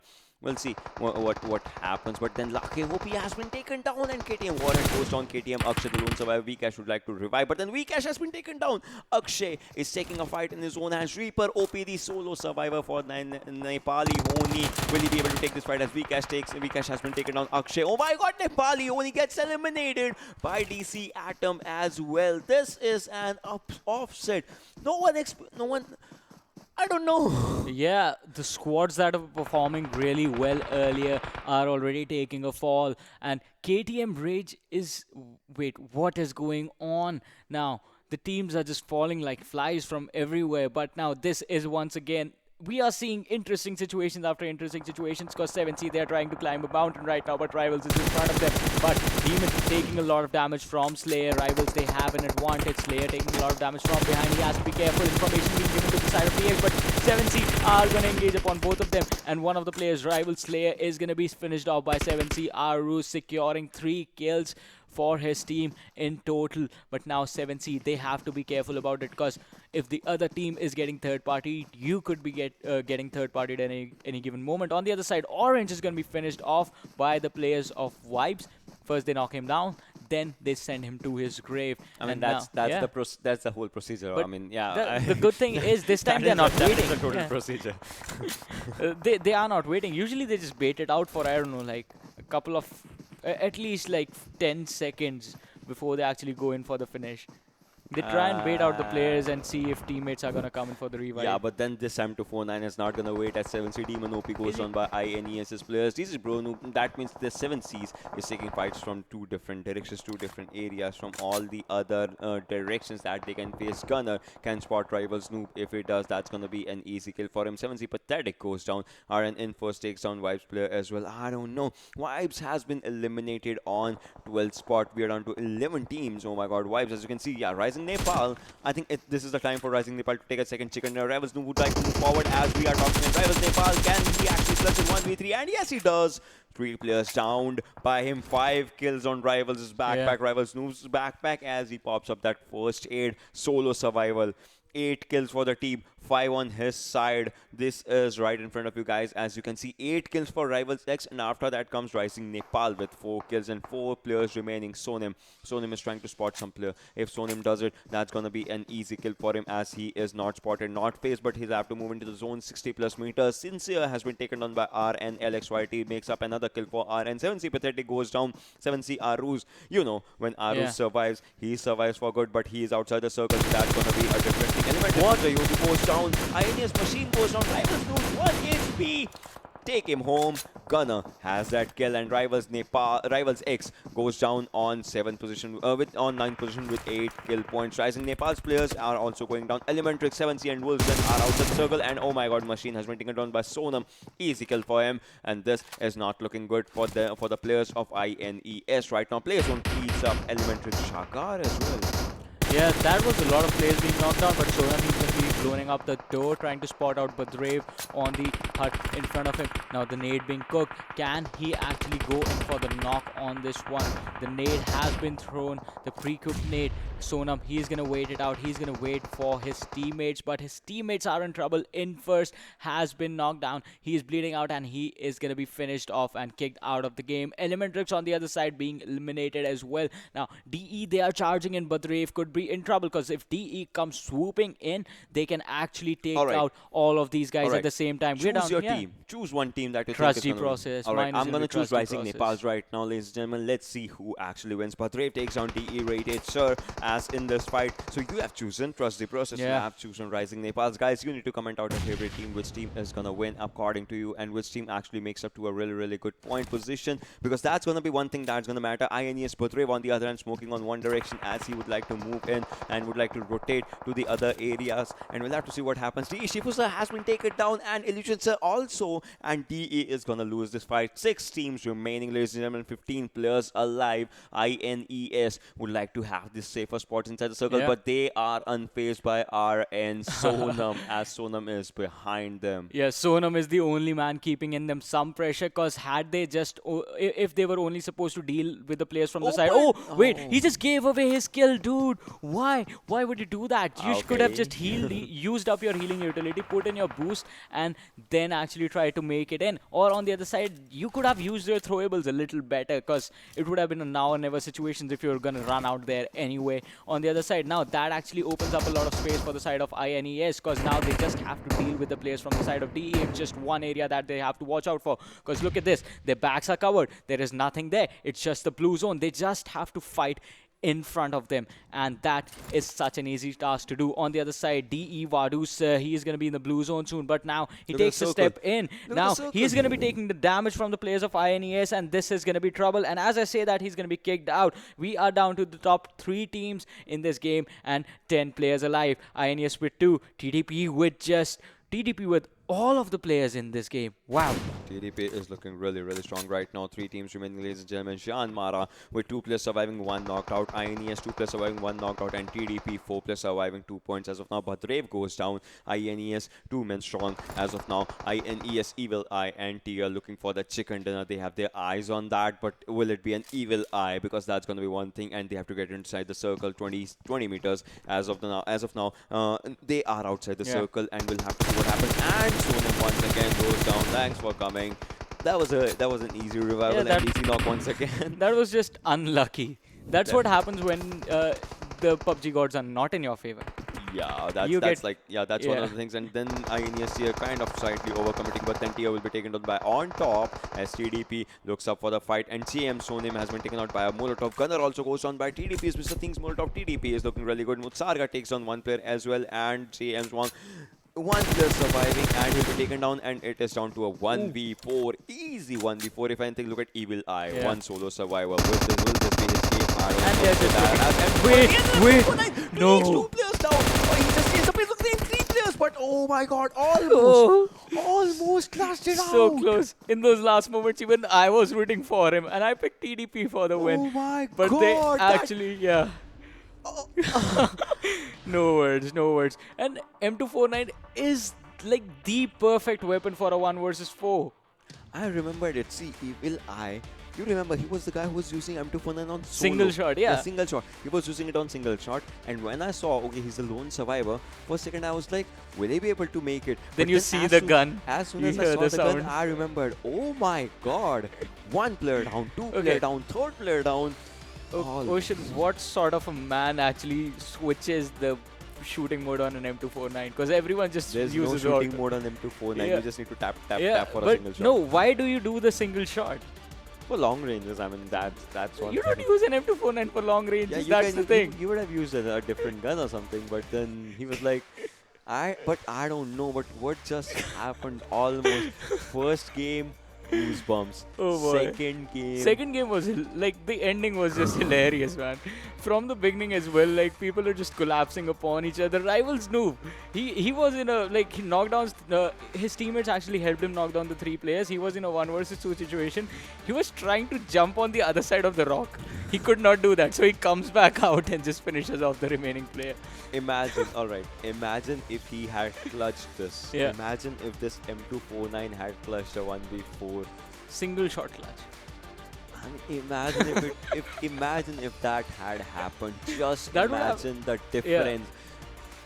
You have 4 people alive, the other person has 1 player alive, but then that 1 player with those 100 bullets, and when he knows how to use them, if he would have done it, it would have been an incredible thing. I mean, he would have been an MVP, I but he think, is not yeah, right now. yeah. So let's just see who the MVP as of now is, and it's gonna be someone from TDP, and it is Mr. Mr. Thing. Thing. With his 3 kills, 359 damage, 4 kilometers traveled, 4.6 kilometers traveled, 23 minutes survival time. So, alright, all the jokes apart about Evil Eye's M249 with the tap shooting or single shot coming in, and especially, as we said, long distance. I saw one person, I don't know who it was, the Horizon kill that happened with the 3x. Rivals noob out there. Yeah. Who's just lying down and the shots were taken. Yeah, that even like it was a great distance to be using the 3x, and still he actually made it work. This is one of the best things about these players. These players, you can give them each and every scope. You don't give them a ES scope. Kapshi. Yeah. He used AKM 4x on the first day. So you can give each and every scope. These players are one of the best skilled players in my opinion. Yeah. And they just show their A game, A1 game. They just stay on top of each Yeah. other. They just, I don't know. They just rise. Yeah, that too. They just rise. Yeah, when I was trying to go for word plays with the players' names and teams' Yeah, names, all those things. I But went then with rise. talking about teams and all, we have our standings and TDP obviously coming up on top of it. Okay, yeah, look at this. TDP, since like until they engaged in the last fight, Yeah. they were, I think, sitting on just 2 kills for themselves. Yeah. So that just shows the kind of rotation and the kind of safe gameplay this team is coming in with. On the other side, INES, Evil Eye could have actually taken that situation for himself, especially with that gun that he had. Because Yeah. you do not have to reload with the M249. And you have Rising 100 Nepal bullets. Yeah. is still in top 3 right now. They were first in the first match, and now they are in top 3. And then Deadeyes Guys is on 4. 12 points for both the teams. That could have changed the pace of the Yeah. game for them as well. If they were on 4th, Rising Nepal, that could have been different. Rivals X is out there on 5th position. Jyanmaara on 6th. Wolves Den on 7th, and 7C is doing slightly better now. They are managing to stay in the top 8, having good points for themselves. But once again, Ocean, look at this. The interesting thing, there is only two of the Yeah. stronger teams that were there, Trusty Process and INES. And other than that, if we move on to the bottom 8, this is where you see teams like Nepali Ho Ni, Team Xtreme, Damn Classy, Team Hype, all the teams that were doing so well during the group stage. Elementrix is going to be on the 9th, Vibes is going to be on the 10th, Xtreme 11th, Damn Classy on the 12th, KTM Rage 13th, Nepali Ho Ni 14th, KSAX is going to be 15th, Hype is going to be 16th. Oh boy. So many upsets were out there in this Yeah. one, and obviously this is one of the things about Sanhok. It's so fast paced.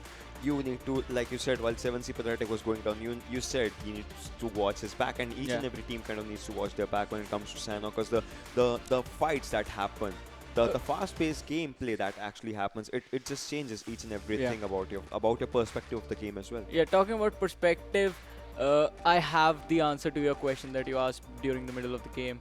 Which one? Okay, but you need to change your perspective a little bit as well. Okay, but before that, let's have a look at the top 5 players of this game and see who were there with the players from the side of TDP. And Rivals Noob is gonna be there with his 5 kills. Oh, TDP Mr. Thing, he has dropped quite low.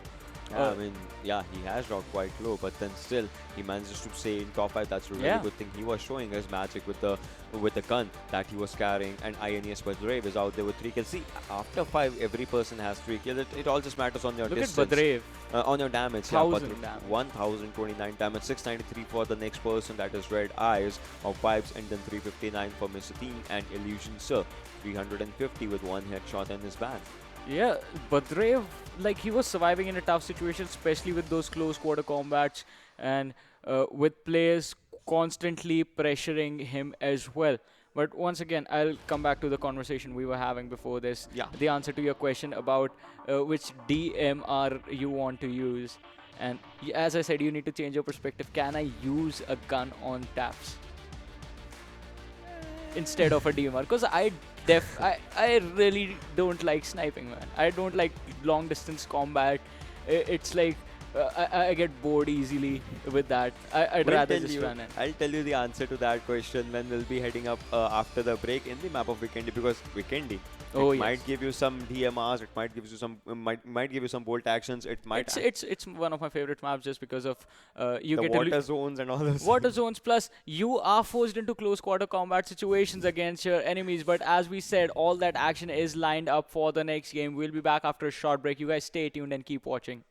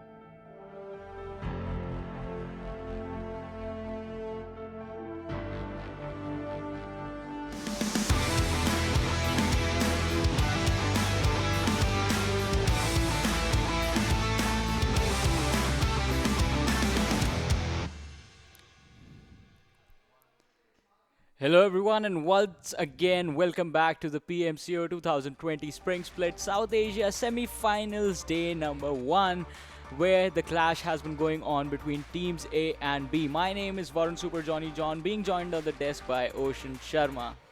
Yeah. And so, previous two games Yeah. have been incredibly amazing. I mean, Nepali teams have risen up to, they just rise, and they're rising, Yeah. rising Nepal. I mean, they're rising at an incredible pace just to be on top. Yeah.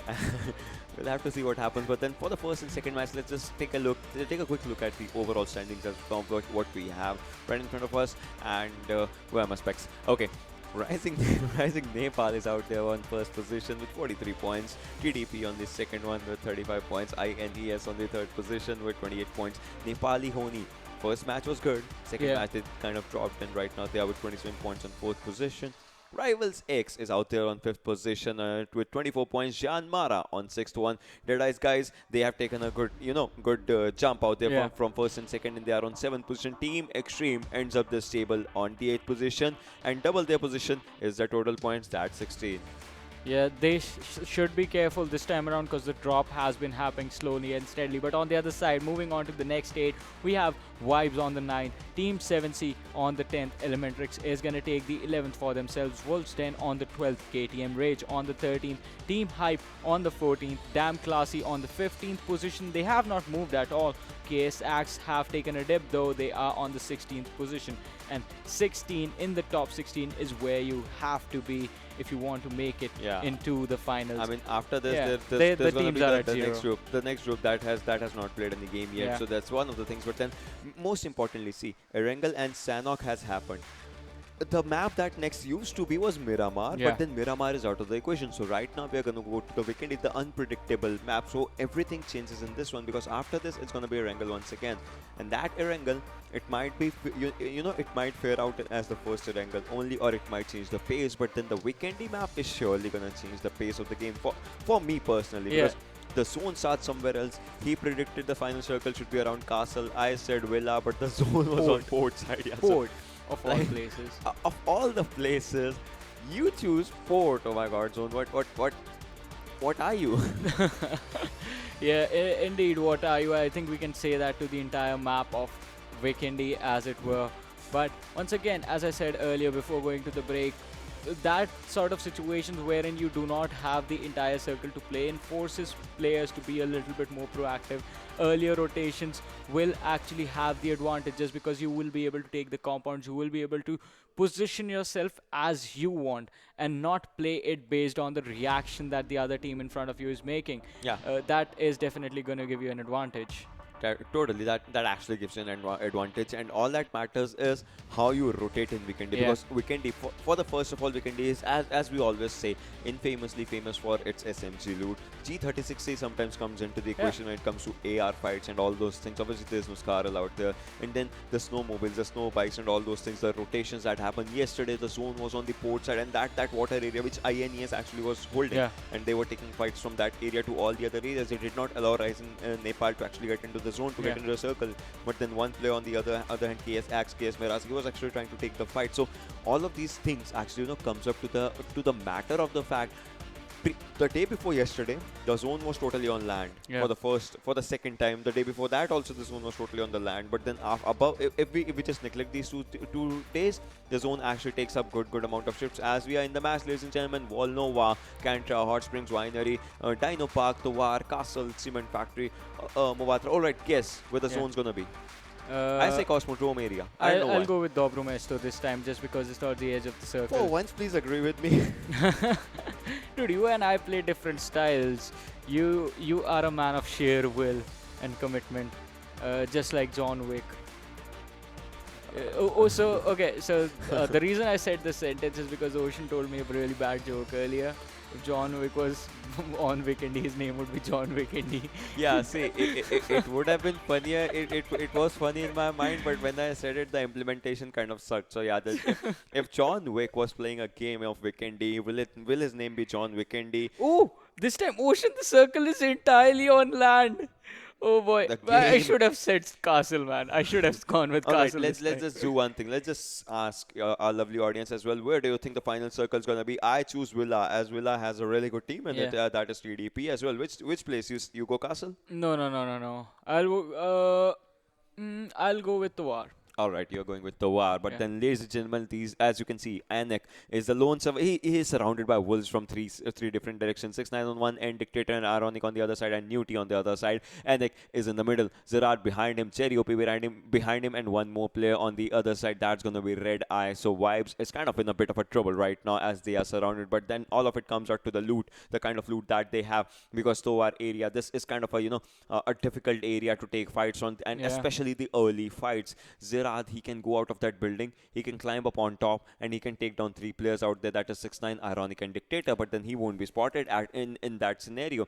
Red Eye, on the other hand, can give adequate cover when Newty would like to spray on him and spot him and Anek as well. So in that scenario, if we take that scenario in mind, this might be a fight of vibes as well. Yeah, but on the other side, Newt on the other side, he already has a G36C with him, and that is going to give him so much advantage. Just because, okay, I always talk about early fights and healing that you have to do after that. He has 2 first aid kits, so they are going to give him an advantage. But someone who will not have an advantage is going to be Sonim from Jyanmaara. He has already been knocked down, and INES, all 4 players are there. But Brave was the man who did all the damage. But Wang is there for Sonim. He can go in for the revive. But Brave, he has to be careful because Gunner is right across that street. Gunner using that third person, going for the peak, and Badrev is doing with the same. He has an AK on himself, but can he make it count? The smarter decision right now would be to rotate out of here and regroup with your teammates and then collapse in on the side of Jyanmaara. And Jyanmaara on the other side, they are quite split up. If Wang can actually revive Sonim, if Sonim can heal up and then they collapse on Badrev, then they will have a free kill being handed over to with them. Probably. Because INES are like in a 3-1 split right now, and that is going to be a tough situation for Badrev to survive in. Plus, the players from the side of INES, they are quite far away from their teammate, so it is going to take them a while to before they get there, and they're still not heading there. They're still looting. They are still trying to find more ammo, better scopes, and basically better loot in general. Probably they actually want that thing to be on their side, and Badrev, as you can see, is trying to catch up to his players, that is Machine, Evil Eye, and Tier, and Jyanmaara. They are looking good as right now their 4 players are standing, and 2 on either side of this bridge. I mean, they were trying to contest the bridge or something in the early stages for the fight, and look at that thing. You see that river that's glittering with that the attention to detail that PUBG Mobile actually has, that little attention to detail, that reflection that reflects upon the water-ish ice area, and that looks really good. And I mean, I'm just happy with how the graphics sometimes look with this game, and the attention to detail and all the smaller pixelated things that there are. Meanwhile, if you're coming back to a fight, which team do you think will be having a good advantage? As Badrev is back with his team kind of, so that's one of the things. But then coming to this fight also, which team do you think, Vibes or Wolves? As Red Eye, like I said, he should be getting up on that area, and he is. So which team do you think has an advantage? I think right now, just based off of where the teams are, Wolves is going to have an advantage just because they will have an easier rotation out of there. On the other side, Vibes, they have to be really careful. Once again, being split could be their demise. Wolves, they have positioned themselves all together. So if Vibes actually try and go in and take that fight, they are going to be at a disadvantage. Fighting split means your damage is going to be divided as well. Totally means that the damage is going to be divided. If anything, we'll have to see. The grenade, the Molotov is going to come in, but will it be enough? But then KSFT has been taken on by Rivals Trigger using a PP19 Bison. So that's an early knock that he has, but has not been finished yet. So 64 people alive, all of them still surviving, and now finishes. KF50 makes it 63 in the early stages. We are 5 minutes 48 seconds, 50 seconds into the game. Make it 6 right now, if anything, and we are 6 minutes into the game. We'll have to see how the circles and how the zones collapse as we will be talking, because the zones are gonna be an incredible change for the dynamism of the game. First, second, and third circle, really less amount of fights happen. 4th, 5th, 6th, 7th circle. That is where the kill feed actually runs. And Vibes Zerat goes down as Wolves. Ironic had spotted him. Wolves are ready for a fight and they have made a statement. Will Zerat get a revive or will Wolves be moving? Because I can see 6ix9ine. He's out in the open. Red Eye can spot him. Red Eye had spotted him, but then that no shot actually got connected. Now 6ix9ine knows that there's a player on the upper area of the hut as well. Newty would like to move. As you can see, Newty is trying to spot him as well. And Newty will be spotting him. And down goes Red Eye. G36C of Newty does the job, does the work. Now Red Eye needs a revival as well. Vibes are in a bad vibe right now. Exactly, they are not vibing at all. In fact, they are getting vibe checked if you are keeping up with the pop culture references this time and if you are keeping up with your memes. But on the other side, Wolves, they can actually collapse on the other two players. But 6ix9ine, he could be in a bit of trouble because Zerad and Jerry OP, look at where they are. Look at Dictator. Yeah. Oh my god, Dictator, that's good. That's really, really good. I just like it. But then he will be trying to get safe. But imagine if Dictator opens up that shack. And It's all gonna he be- finds is 2 people. It's going to be literally a doorway to hell, whoever opens that door, because you have 2 people firing in your face and you might be taken out. Do they even Dictator know is where going they are? for it. Is Dictator going for it? Dictator goes in. Hello, bye-bye. That was great. Dictator. But 6ix9ine is going to go for the same thing. Shut the front door. You cannot open it right now because if you do, that's going to be the end game. And the door has been blocked. Will a grenade come in? Will 6ix9ine go for a grenade? He's going for a smoke. Smoke bait is out there. Takes down one person out. Vibe Jerry is on one direction. Zerat knows that it's a smoke right now, so 6ix9ine cannot do anything about it. But then did you just see that? Yeah, but that actually puts them at advantage because earlier they just had to worry about one spot, but now since Jerry is split up, now they have to check 2 different corners. On the other side, Wolves, the other 3 players, they are coming in for a wraparound. 6ix9ine, he has to wait for this one. Earlier, it was Jerry and Zerad in the same place. So 6ix9ine yeah. is showing Oh, he goes on the top. He jumps down. He just jumps down. That is looking really bad. 6ix9ine was spotted. Look at his HP. He is down to 20 HP. 2 players moving in. Jerry OP from the They right hand split up. side. Can he actually shoot him? No. Yes, he does. 6ix9ine takes him down in incredible way. Jerry OP will be finished by Vibes. Ironic and Zerad is low on health as well. Red Eye and Anik will have to move in. Ironic comes for a good cover back as well. Newty is low on health right now. 6ix9ine was low on health. Now they are back to 75 HP. Yeah. Red Eye and Anik and Wong has been taken on by TX Niku as well with that MP5K, and Zerat is slowly bleeding out. Will it be his game or will it not be his game, as Anik and Red Eye would like to move in? Newty taking that TPP. 6ix9ine on one area of that shack with that smoke coming in. Vibes Anik would like to give a good revival point for Red Eye to revive Zerat, and Zerat has been revived. Newty once again on the top of that shack. Zerat is popping up that first aid. This fight is looking incredibly amazing, but ironic, he is far behind his teammates as his teammates are on the outer area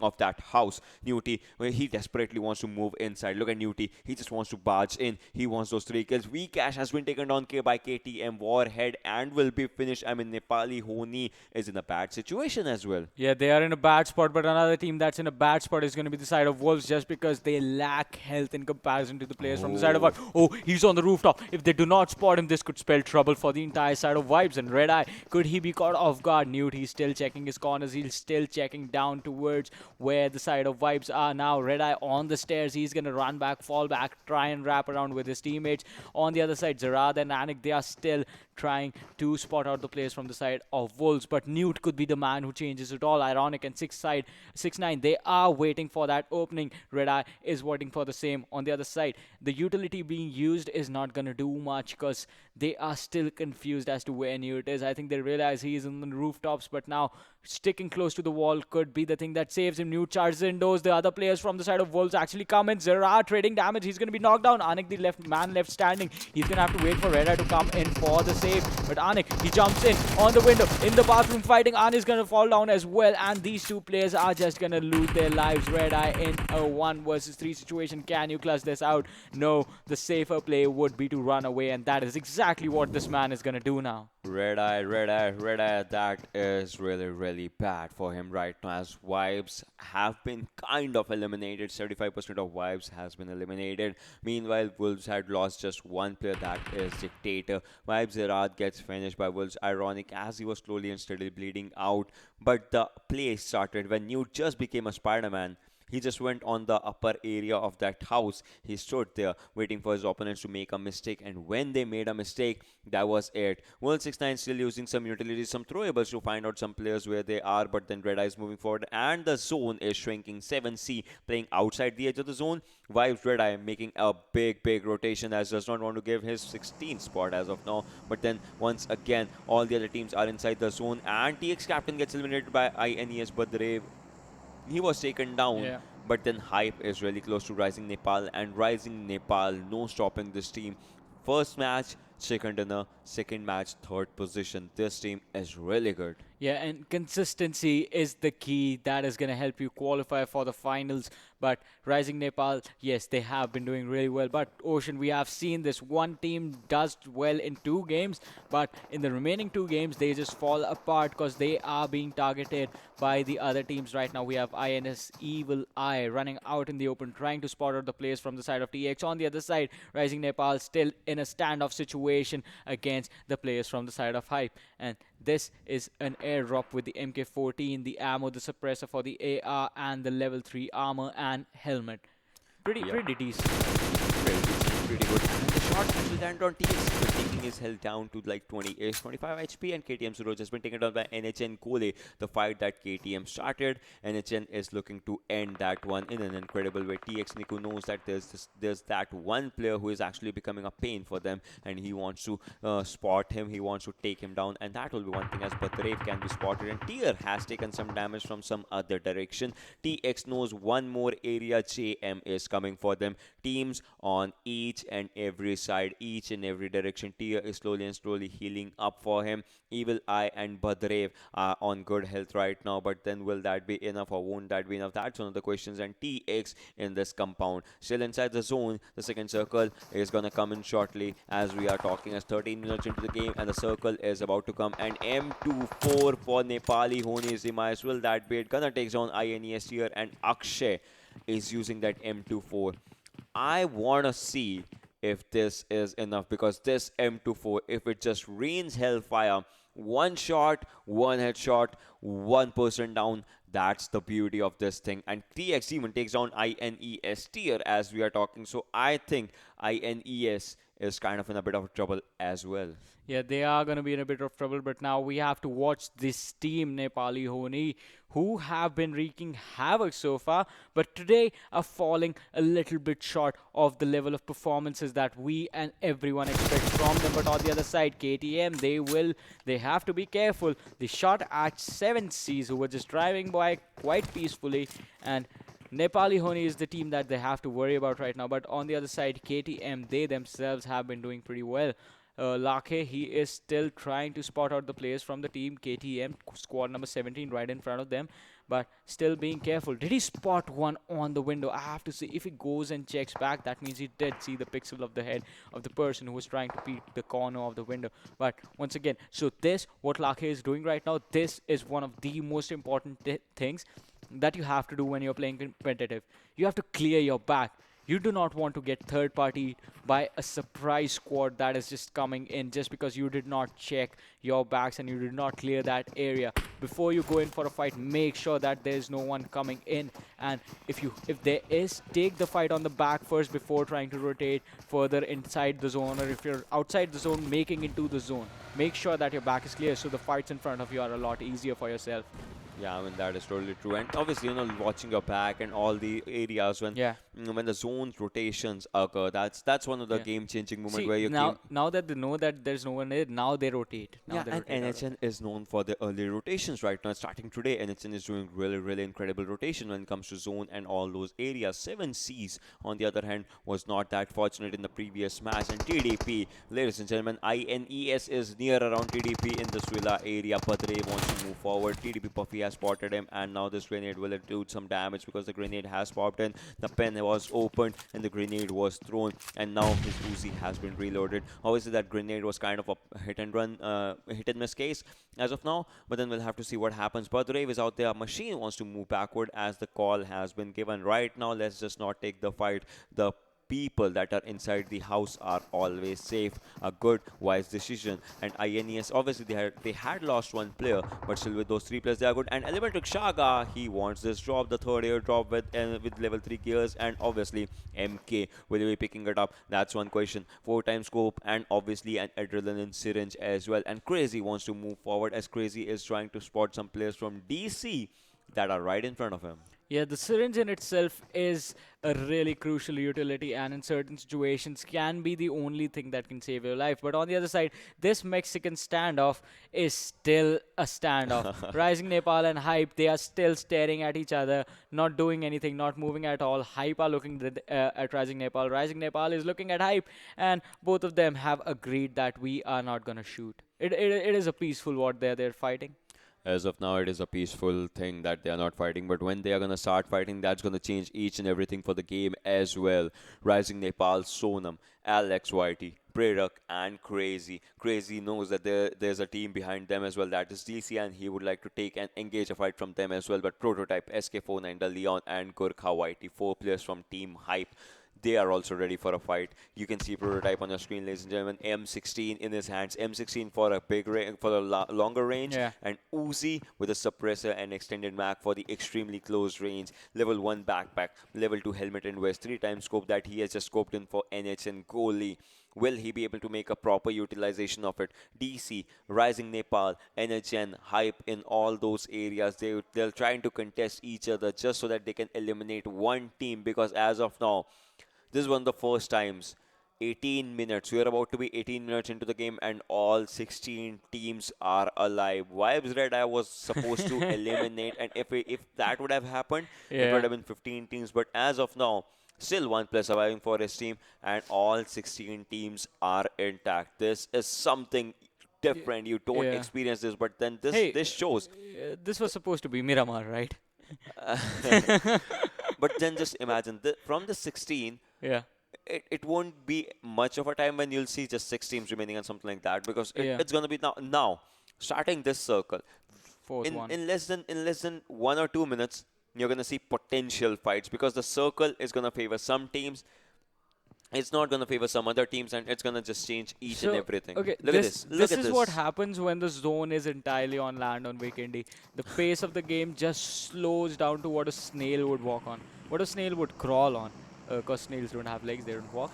But on the other side, look at this now. KS, Jyanmaara, TX, DE. DE is going to have an easier rotation, but they will have to go through Villa, where TDP is waiting. So TDP controlling Villa will give them an advantage in a fighting scenario. But on the other side, KS, they are quite far away.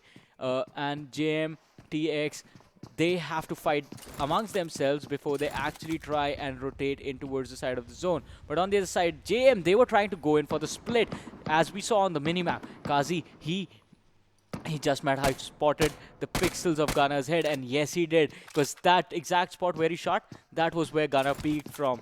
Yeah, that is totally true. Like, he knows that he should not be missing any opportunity. He was trying to give a long-range pre-fire. Just imagine if he would have, randomly just picked up once again, and the shot would have landed on his head. At that time, UMP would have also done some catastrophic damage, as it was a headshot. It would have been a headshot. But then TX, oh my god, he has been spotted. 1 shot, 2 shot. Will the 3rd shot be in? Oh, another shot, and still survives to see another day. This guy, ladies and gentlemen, this guy just actually came in from a storm, and M249, the gun that almost clutched the previous game, is right in front of you guys. That golden gun is right out there. If you guys want to take it, you just take it. You make the best out of it. And look at that Hype, Rising Nepal, DC, NHN.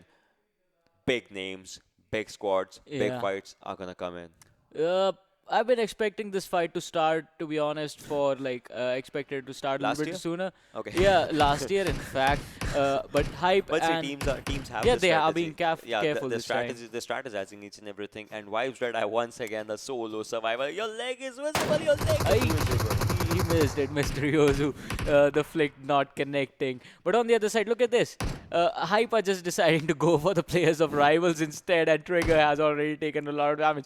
I mean, yeah, if you're not fighting Rising Nepal, you have to fight someone else. You have to get those kill points somehow. But Mr. Yuzo, this is going to be trouble. He's quite in the open. Plus, the pressure of rotating into the zone once again, wasting time taking the fight is going to cost him. He's going to be knocked down, and now his teammates have to pull in and revive him and rotate into the zone as well. On the other side, Shagar, he does have a car, but on the other side, Orange, he is trying to go in for the peak. NHN Gole, he's going to be knocked down by INES Badrev, and this could spell trouble for Nepali Ho Ni. INES, they do have the compound. Lake, he's trying to peek with the third-person perspective from the window, but if he peeks, if he over-peeks, he is going to be spotted himself, and INES, they are going to capitalize on that entire situation. But Reaper is there for the flank for his teammate, and Gole was taken out earlier. But now, 2 versus 4 situation. Nepali Ho Ni are at a big disadvantage this time. But here comes TX Demon from behind. If he third parties this squad, this could be a 3 versus 3 clutch for the side of Nepali Ho Ni. Plus, they kill off Demon as well. On the other side, Evil, he is cooking up that nade, ready to throw. The nade being thrown into the window, but Lake was on the other side of that compound, so he is gonna be safe. INS have already lost here. They have to be careful as to how they engage. Oh, wait, there's a player behind them as well. There are people behind them. They are using the smokes. The utilities are coming in really handy right now. 3, 4, 5 smokes have been done in that area just for them to rotate to a safer side, safer direction. Machine also wants to spot. All they can do is take up a fight up front, that is with Nepali Ho Ni, and then they can worry about the back ends. Patrev is so low on health, just 1 HP, barely surviving. He wants to pop up a first aid, would like to go for it, but then a smoke comes in first. Now he's gonna go for a first aid. Will he actually go for it? That's a big question, because right now, till now, he's not using anything. Sincere takes on Elementrix Shaga as we are talking, and Shaga will be done for. TDP Mr. Thing is also trying to take someone. Prototype takes on DE Wadu Sir, and TDP on top will be taken down as we are talking by JM. Jyanmaara's Nang. Wadu Sir gets eliminated, and TDP on top as we are talking by JM Nang. He gets eliminated. Dalion takes a fight with KS Harit, also knocks him down as well. The fight is favoring the teams that are inside the zone, and the other players are dying off the zone, because that is one crucial thing. 4 times cover actually lying around there on that area. Dalion has taken down KS Harit. KTM Akshay goes down by TX captain. Hype squad. I think this can be a game changer team, but still 16 teams alive. We are down to 46 players, and all 16 teams are still there. Imagine, that just shows. Imagine. Yeah. 16 alive and 16. Imagine. Oh boy. That actually is That's actually going to be impossible, next level. but because Rivals X actually went down, the first team to actually go down right now, it's Rivals X as Rivals Slayer goes down. TX even OP are kind of at the edge of the circle. TX captain using those things, those smokes. And Jyanmaara also goes down as well, and Wives goes down as well. 3 squads got eliminated in just less than 10 minutes or 20 seconds. Yeah, Deadeye Guys could be next, but the player was revived. They have 2 men left. Nepali Ho Ni have 2. Elementrix has 2. KS has 2. INES, they have 3. Okay, so as we go up, the number of players is just going up as well. But a lot of players sitting with a deficit. Nepali Ho Ni, they have to be careful, because the squad that they're up against, they are at a man disadvantage. And Lake and Reaper, they are still holding these compounds. They have to be really careful. On the other side, the airdrop coming in with the MK14, the level 3 armor helmet, the suppressor, the medkit. Oh my god, that grenade by Gurkha actually takes on a player. And Puffy, he wants to spot one player once again. If he spots him, that's going to be something. That's going to be the end game. But the TDP, they have lost one player. TDP on top. Utsarga takes on TX Demon as well. Another player was trying to go down, but then he is safe as of now. And TX Demon will be finished out by KTM Ramos for the win. RNG1 crazy. Rising Nepal is not looking good for them as well. TDP Utsarga has to move back one direction just so that he can move into that area, as they are just 70 meters away from the zone, and 10 seconds more and the zone is gonna commence. And this commencement of zone is gonna put them in a lot of trouble if they don't pay respect to the zone, because 7th zone is gonna come in. And look at the grenade. Grenade was really close to Poo Poo Man, but as of now the grenade was behind him. Orange is throwing his grenades as well. Sincere on his left hand side. Molotov comes in handy. Sincere and Pro Noob. Will it be his game? Will it be Orange's game? Orange, he just comes out and goes for a spray, but as of now no shot has been connected. Actually connects some shot, takes on Sincere, but then Orange at reload. He reloads it out and takes on Pro Noob as well in that fire of M4. Exactly. Incredible game sense. Yeah, and a 1 versus 2 with Hipfire. This man is a monster. We are down to the 13 teams in here. 39 players alive. Pro Noob, he's just hiding behind the tree, and Poo Man and Orange, they just healed in their faces and now are gonna finish them off. On the other side, Hype Gurkha, he is gonna go down, but SK is gonna retaliate. Miraz being taken out. Orange, he's gonna finish off Sincere, and Pronoob is gonna follow. DC Atom and Steelix, they have to be careful. They are the only two players alive for their team, and Elementrix are just proving that 2 for them are gonna be enough. On the other side, TDP Mr. Thing is gonna be taken down. Wolf's Newt is gonna fall. DE Illusion Sir is gonna fall, and Aruz is going to take a nade to his face. 7C, they are not looking good. They are not in a good spot. But Orange, he's going to be shot at, and he's going to be taken down. Steelix fighting Mr. Poo Man. Mr. Poo Man, he's going to be taken out as well. And Elementrix are going to take an exit from this game on the 10th position. On the other side, INES, they are wreaking hell on the squad of DE.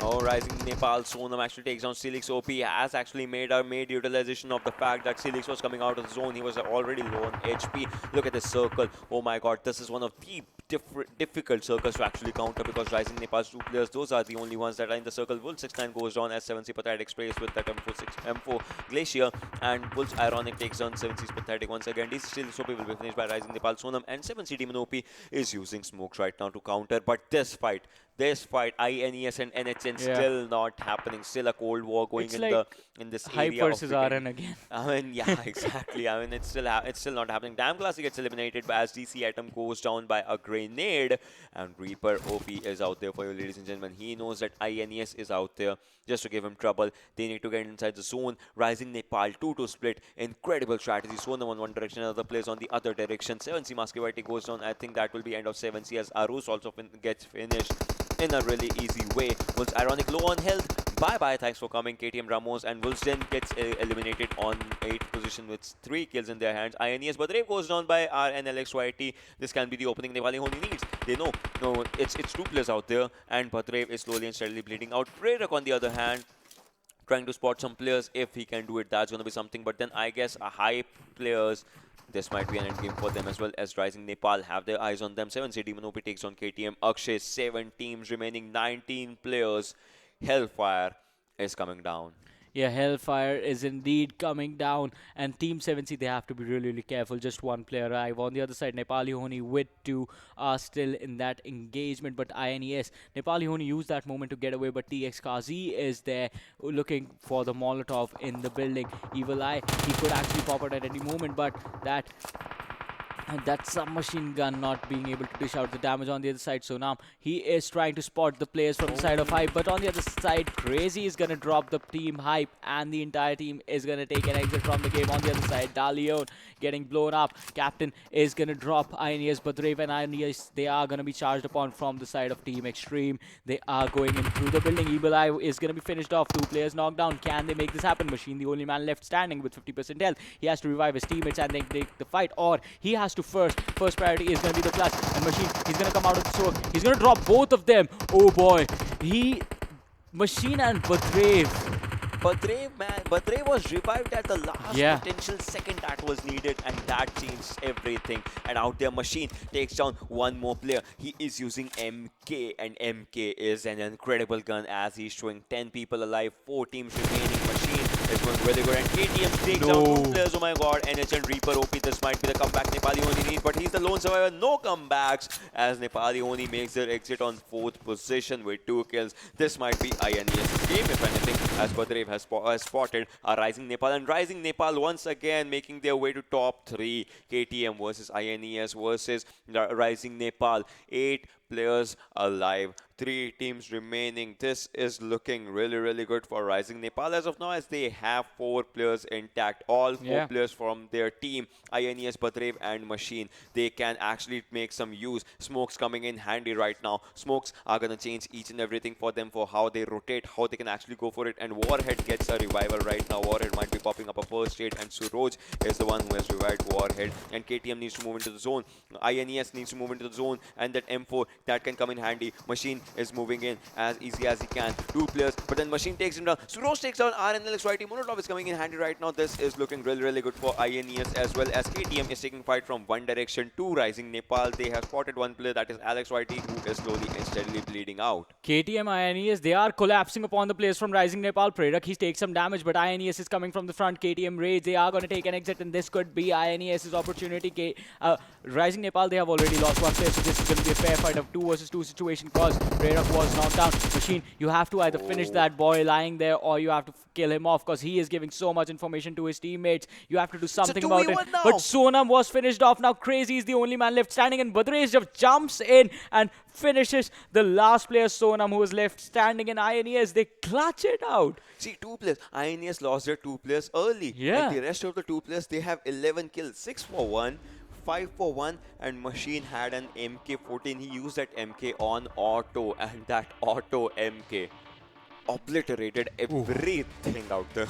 Yeah, it was an obliteration. But as I said, KTM and INES, the moment they collapsed, that was perfectly timed. Because had they isolated the fight, had Rising Nepal had isolated fight, it would have been a 4 versus 2, 4 versus 2, and in a man advantage, you always, like the team with the 4 men is always going to have a higher probability of coming out on top. But this time, just because the situation was evened out for Rising Nepal by the fact that 2 from each side, 2 from each side, their attention was split. And KTM just taking out one guy just opened up doors for the side of INES. Yeah, I mean, in an incredible way, if we have to say, because KTM was with 2 players out there. Rising Nepal had one chance that they were picking up the edges of the zone. Yeah. 2 players on one side, 2 players on the other side, but then they were contested by 2 different teams from 2 different sides. It's a 2v2, v2v2. I mean, it was a 4v2v2, but then that changed the pace when the 2 players were not with each other. Yeah. And KTM, they did some trouble as Alex Whitey was taken on, but then Badrev had his skill as well, as Badrev had Molotov just at the moment when Alex Whitey just went down, and the Molotov also hit him. So the kill actually went to Machine as well. And after that, Prerak went down. And that going down of Prerak was actually the cue for INES to move in forward. And Machine with that jump spray that they actually did. I mean, this was the game of INES, if anything, and they had it in them. And let's just talk about the MVP, because one player with 6 kills, one player with 5 kills, and it's going to be the player with 6 kills. That is INES Machine. Oh my god. Yeah, you always say this, Ocean. This is not a man. He is a machine. And he is definitely a machine. 6 kills to his name, 624 damage, 5 kilometers distance traveled, and 28 minutes of survival time. Okay, talking about 28 minutes, that's there. This map was so slow. Teams were so careful with everything.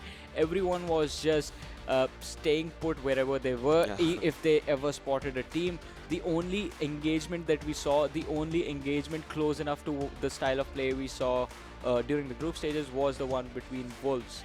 Yeah, that is totally true. But then I would like to see, to be honest, how many kills did the second team have? How many kills did the third team have? So let's actually take a look at the standings of this match as well, as we are looking for it. And Rising Nepal, once again, 11 kills. Like, they are not lacking up in the kill department. They have 11 kills once again. So if anything, I think if we'll be watching the overall standings at the end of the day, if fourth match goes really good for Rising Nepal, I think they'll be the highest killing team as of now. INES on the first position with 31 points. Rising Nepal on the second with a 25-point mark. KTM Raise with 5 kills and 10 position points, 15 points. Third position, Team Xtreme on fourth. Nepali Ho Ni trying to make up a comeback once again, but then got eliminated on 5th position. Team 7C, they are playing really good right now. On 6th position, Wolves 10.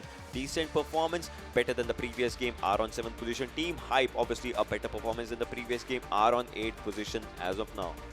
Yeah, and 7C, they have stepped up their playstyle as well. But moving on to the next 8, we have Damn Classy on the 9th. KSAX is going to be on the 10th. Rivals X is going to be on the 11th position. Elementrix taking the 12th spot. Deadeye Guys are going to be on the 13th position. Trust D Process is going to be on the 14th position.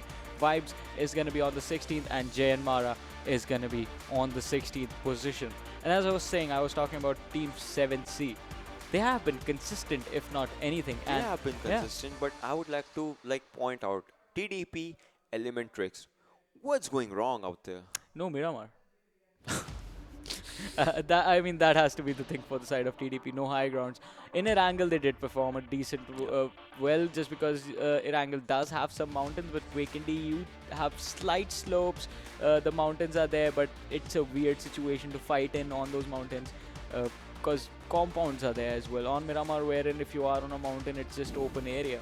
Yeah, but then INES Machine was on the first in the highest skill leader MVP. But then I think if we'll be looking at the top 5, then one more player from INES is going to make an appearance out there, if I'm not wrong. Yes, right next to Machine each other, and Badrev right next to each other. Look at Badrev's points. Like, Look at Badrev's points and look at the next three. Number 3, number 4, number 5. Rising Nepal is not looking to stop. Alex Whitey, Sonam, and Crazy are gonna be in there. Rise, an incredible thing. Yeah, INES has 11 kills, yeah. 6 and 5. Rising Nepal has 11 kills, 4 and 4 and 3. Like, these players have all the kills for themselves, and Yeah. they are all sitting out there and I mean, how? Oh boy, oh boy. I mean, yeah, it makes sense that these are the first and second teams on this map of Vikendi. But another interesting, we always say that if Elementrix is playing, they are going to take Vikendi. Did not happen this time. What do you think was that? I believe one reason that I could spot out from the earlier stages when they started out this game was a little bit of over-aggression. Probably. Taking fights in the open is never going to work out for you unless you pop heads instantly. Probably that's like one of the things that might be lacking out in their play style as well. But then right now maybe they are just trying to understand the whole phenomena of Yeah, what is that- happening, and they might come back stronger tomorrow, or maybe day after tomorrow. And we know we have seen teams coming back in the group stages as well, so it might happen. Yeah, that definitely might happen. But this was the third game. We still have one more to go. We'll be back after a short break. You guys stay tuned and keep watching.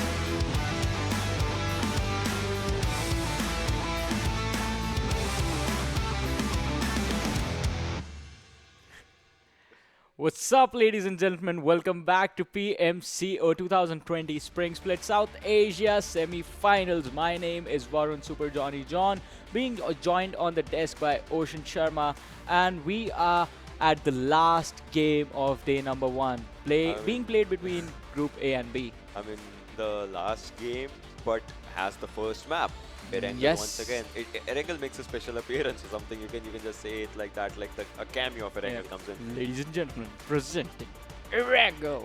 I don't know this guy, but then why am I sitting next to him? Please, can anyone explain or something? But yeah, to be honest, Erangel makes up an appearance once again, and we'll have to see like what happens. Will Rising Nepal be out there? Will Nepali Ho Ni and will we see NHN versus RN once again? And maybe this time it's NHN's time to rise up and to claim that victory. Yeah, it definitely could be, but another team is definitely going to be TDP. Elementrix is definitely going to be there as well, and we can never count out the other wildcard teams as well. Team Xtreme is going to be there.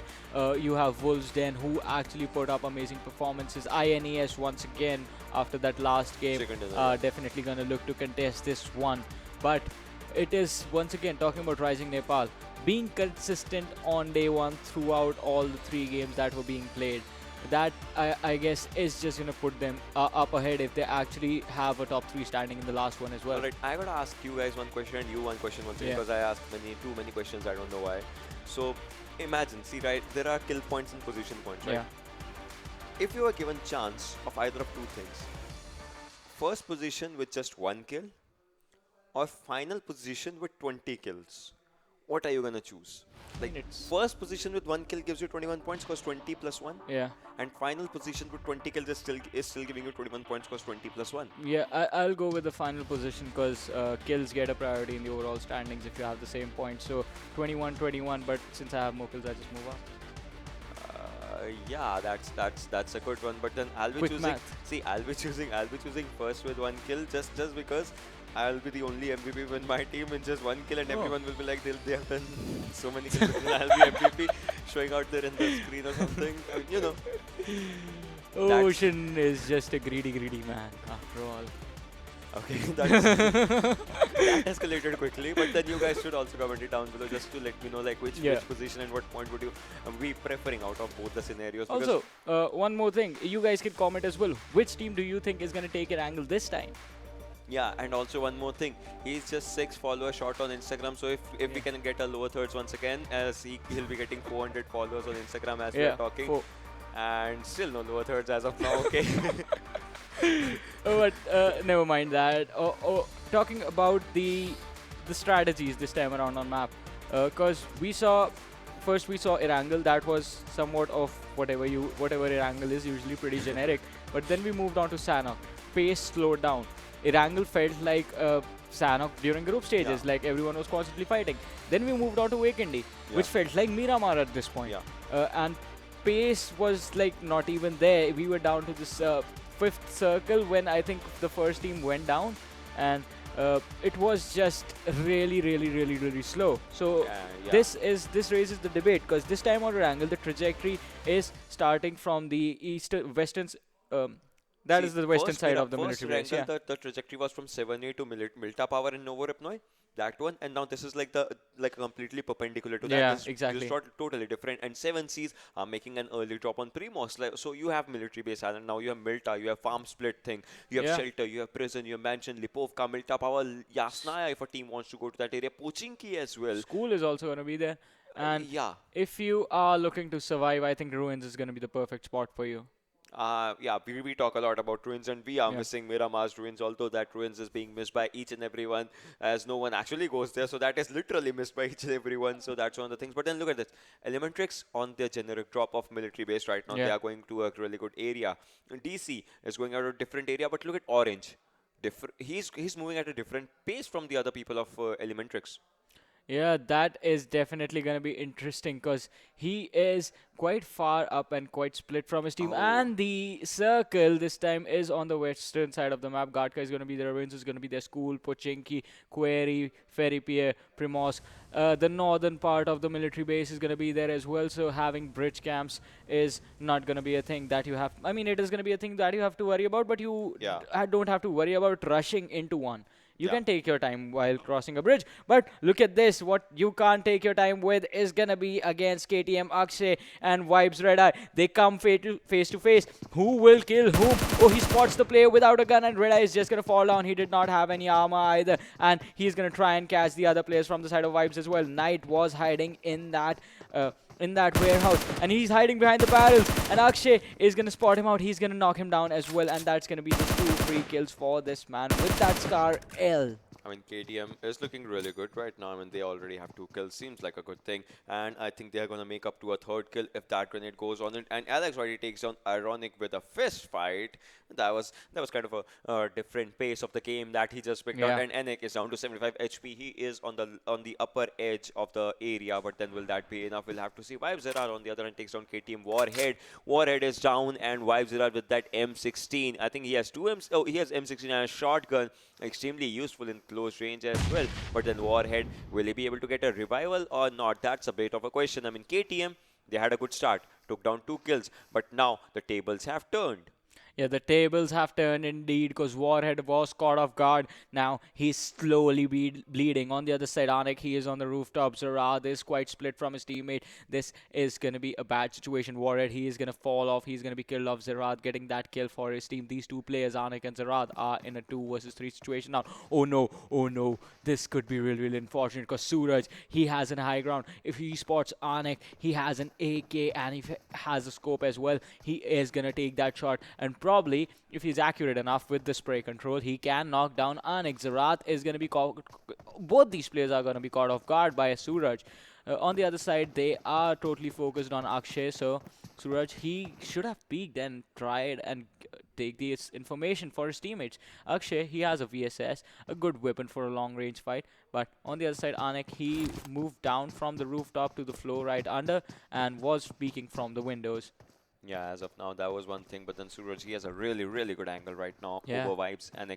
If Vibes Anik goes up in the open, I think he is going to go down with his crate in his hands, if that's one of the things. But then Akshay, see, Akshay is rotating from warehouse to warehouse. I mean, trying to find a safer spot. He does not know Anik, obviously. He knows that Anik is inside that building, and Zirad is also out there. Meanwhile, Wolves versus RN, that happened, and Alex Whitey just fisted one player, and Dictator. Look at that. Dictator is at that area, and Crazy would have spotted him, but as of now Prerak is also trying to move in. Prerak, Sonam, Crazy, they have spotted some other player and they are trying to go for him, but then they are leaving Dictator out in the open. And look at those, all 4 players are just running for someone else. That was like, what was that? I don't think they spotted Dictator. Dictator did not move. He was just lying there behind the crowd. Oh, they spotted the other 2 players from the side of Wolves, and 6-9. He's going to get knocked out. Wolves nude. He is left with just 10% health, is trying to survive, and the players from the side of Rising Nepal, they just go charging in. Yeah, they are just charging in, and nude is going to be taken down, and that is going to be it for these 2 players as well. Will they kill off Dictator now? That is going to be the question that we all have to ask. If they move in that direction, we can be sure that Dictator is going to fall next. He has given up his location. He is out in the open. He's trying to hide and get away. He's going to get in a car, and he's going to drive in the opposite direction as fast as he can without stopping, without looking, because he knows that his teammates are dead. I mean, put your legs on that pedal, and once again a fist fight comes in handy as 6-9 goes down. Wolves are actually looking, I mean, not Wolves, but Rising Nepal is looking really good for a fight. They already have 3 kills out of the fight that just happened, and Rising Nepal is making a statement. Yeah. Beat us if you can and survive if we let you, and that's what is happening. Ramos has been taken down by an SKS headshot by Vibes, and Vibes once again comes in for the fight. They're trying to spot, and Akshay has been spotted as well. Akshay goes down by Vibes Zirat, and I think this will be the end game of KTM as well, as course KTM is losing their players one by one. Vibes that had a bad start are looking for a really good exit out of all of this, but there's one more player. Yes, there's one more player. He was taking TPP. Studios was taking TPP, and Anik just realizes it and just changes his pace, and I think Anik is going to go for another direction. Anik is outside the building. Zerad is outside the building. Suraj is moving forward. Akshay will not be getting a revival as of now, but oh my god, look at this. Look at this. Suraj has spotted 25 bullets in his AKM, spots one more, 16 bullets, goes for a reload, that suppressed AKM, can it do the damage, can it do the thing, but then no! First squad gets eliminated, KTM Rage, they just rage quit the game. Yeah, they definitely did, and that was a bad play. Suraj, he should have not have come down from the high ground because the pressure being given to him would have been so much, and they tried to go in for the fight. They tried to charge in, but look at this. Nepali Ho Ni are in the blue zone. They have to come in towards the play zone and stay safe. On the other side, we do see JM Sonim. He is trying to rotate without his teammates, and Rising Nepal, once again, as you said, Ocean, yes, this team is making a statement with every single game that they play. You cannot beat us. Even if you do, we will still be ahead of you. And on the other side, another team that made this statement earlier on was the team on our screens right now, Elementrix. They did really well during the group stages. Yeah, they did incredibly well during the group stages, and they had a military drop right now. They're just, coming up to the area that where the fight is situated, and that was something fishy. See that the door open or something fishy. So he's like trying to see, was someone here, was someone nearby? Is there any opponent that I should be worried of, or who should be worried of me? Maybe something like that. And James Sonim on the other hand is solo taking the car to his drive and wherever he would like to go, and it's in Gole. Stalber. It's kind of a different area, but still, see, if you have good loot, if you have level 3 helmet, level 2 vest, mini 14 AKM, Stalber suits you.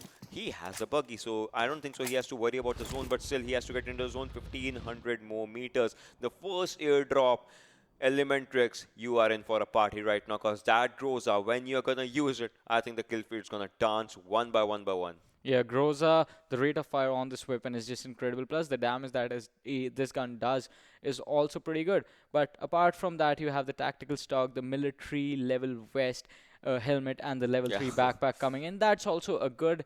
That is always going to be a good loot, especially at the 8-minute mark. Finding the level 3 backpack is just going to give you so much storage space.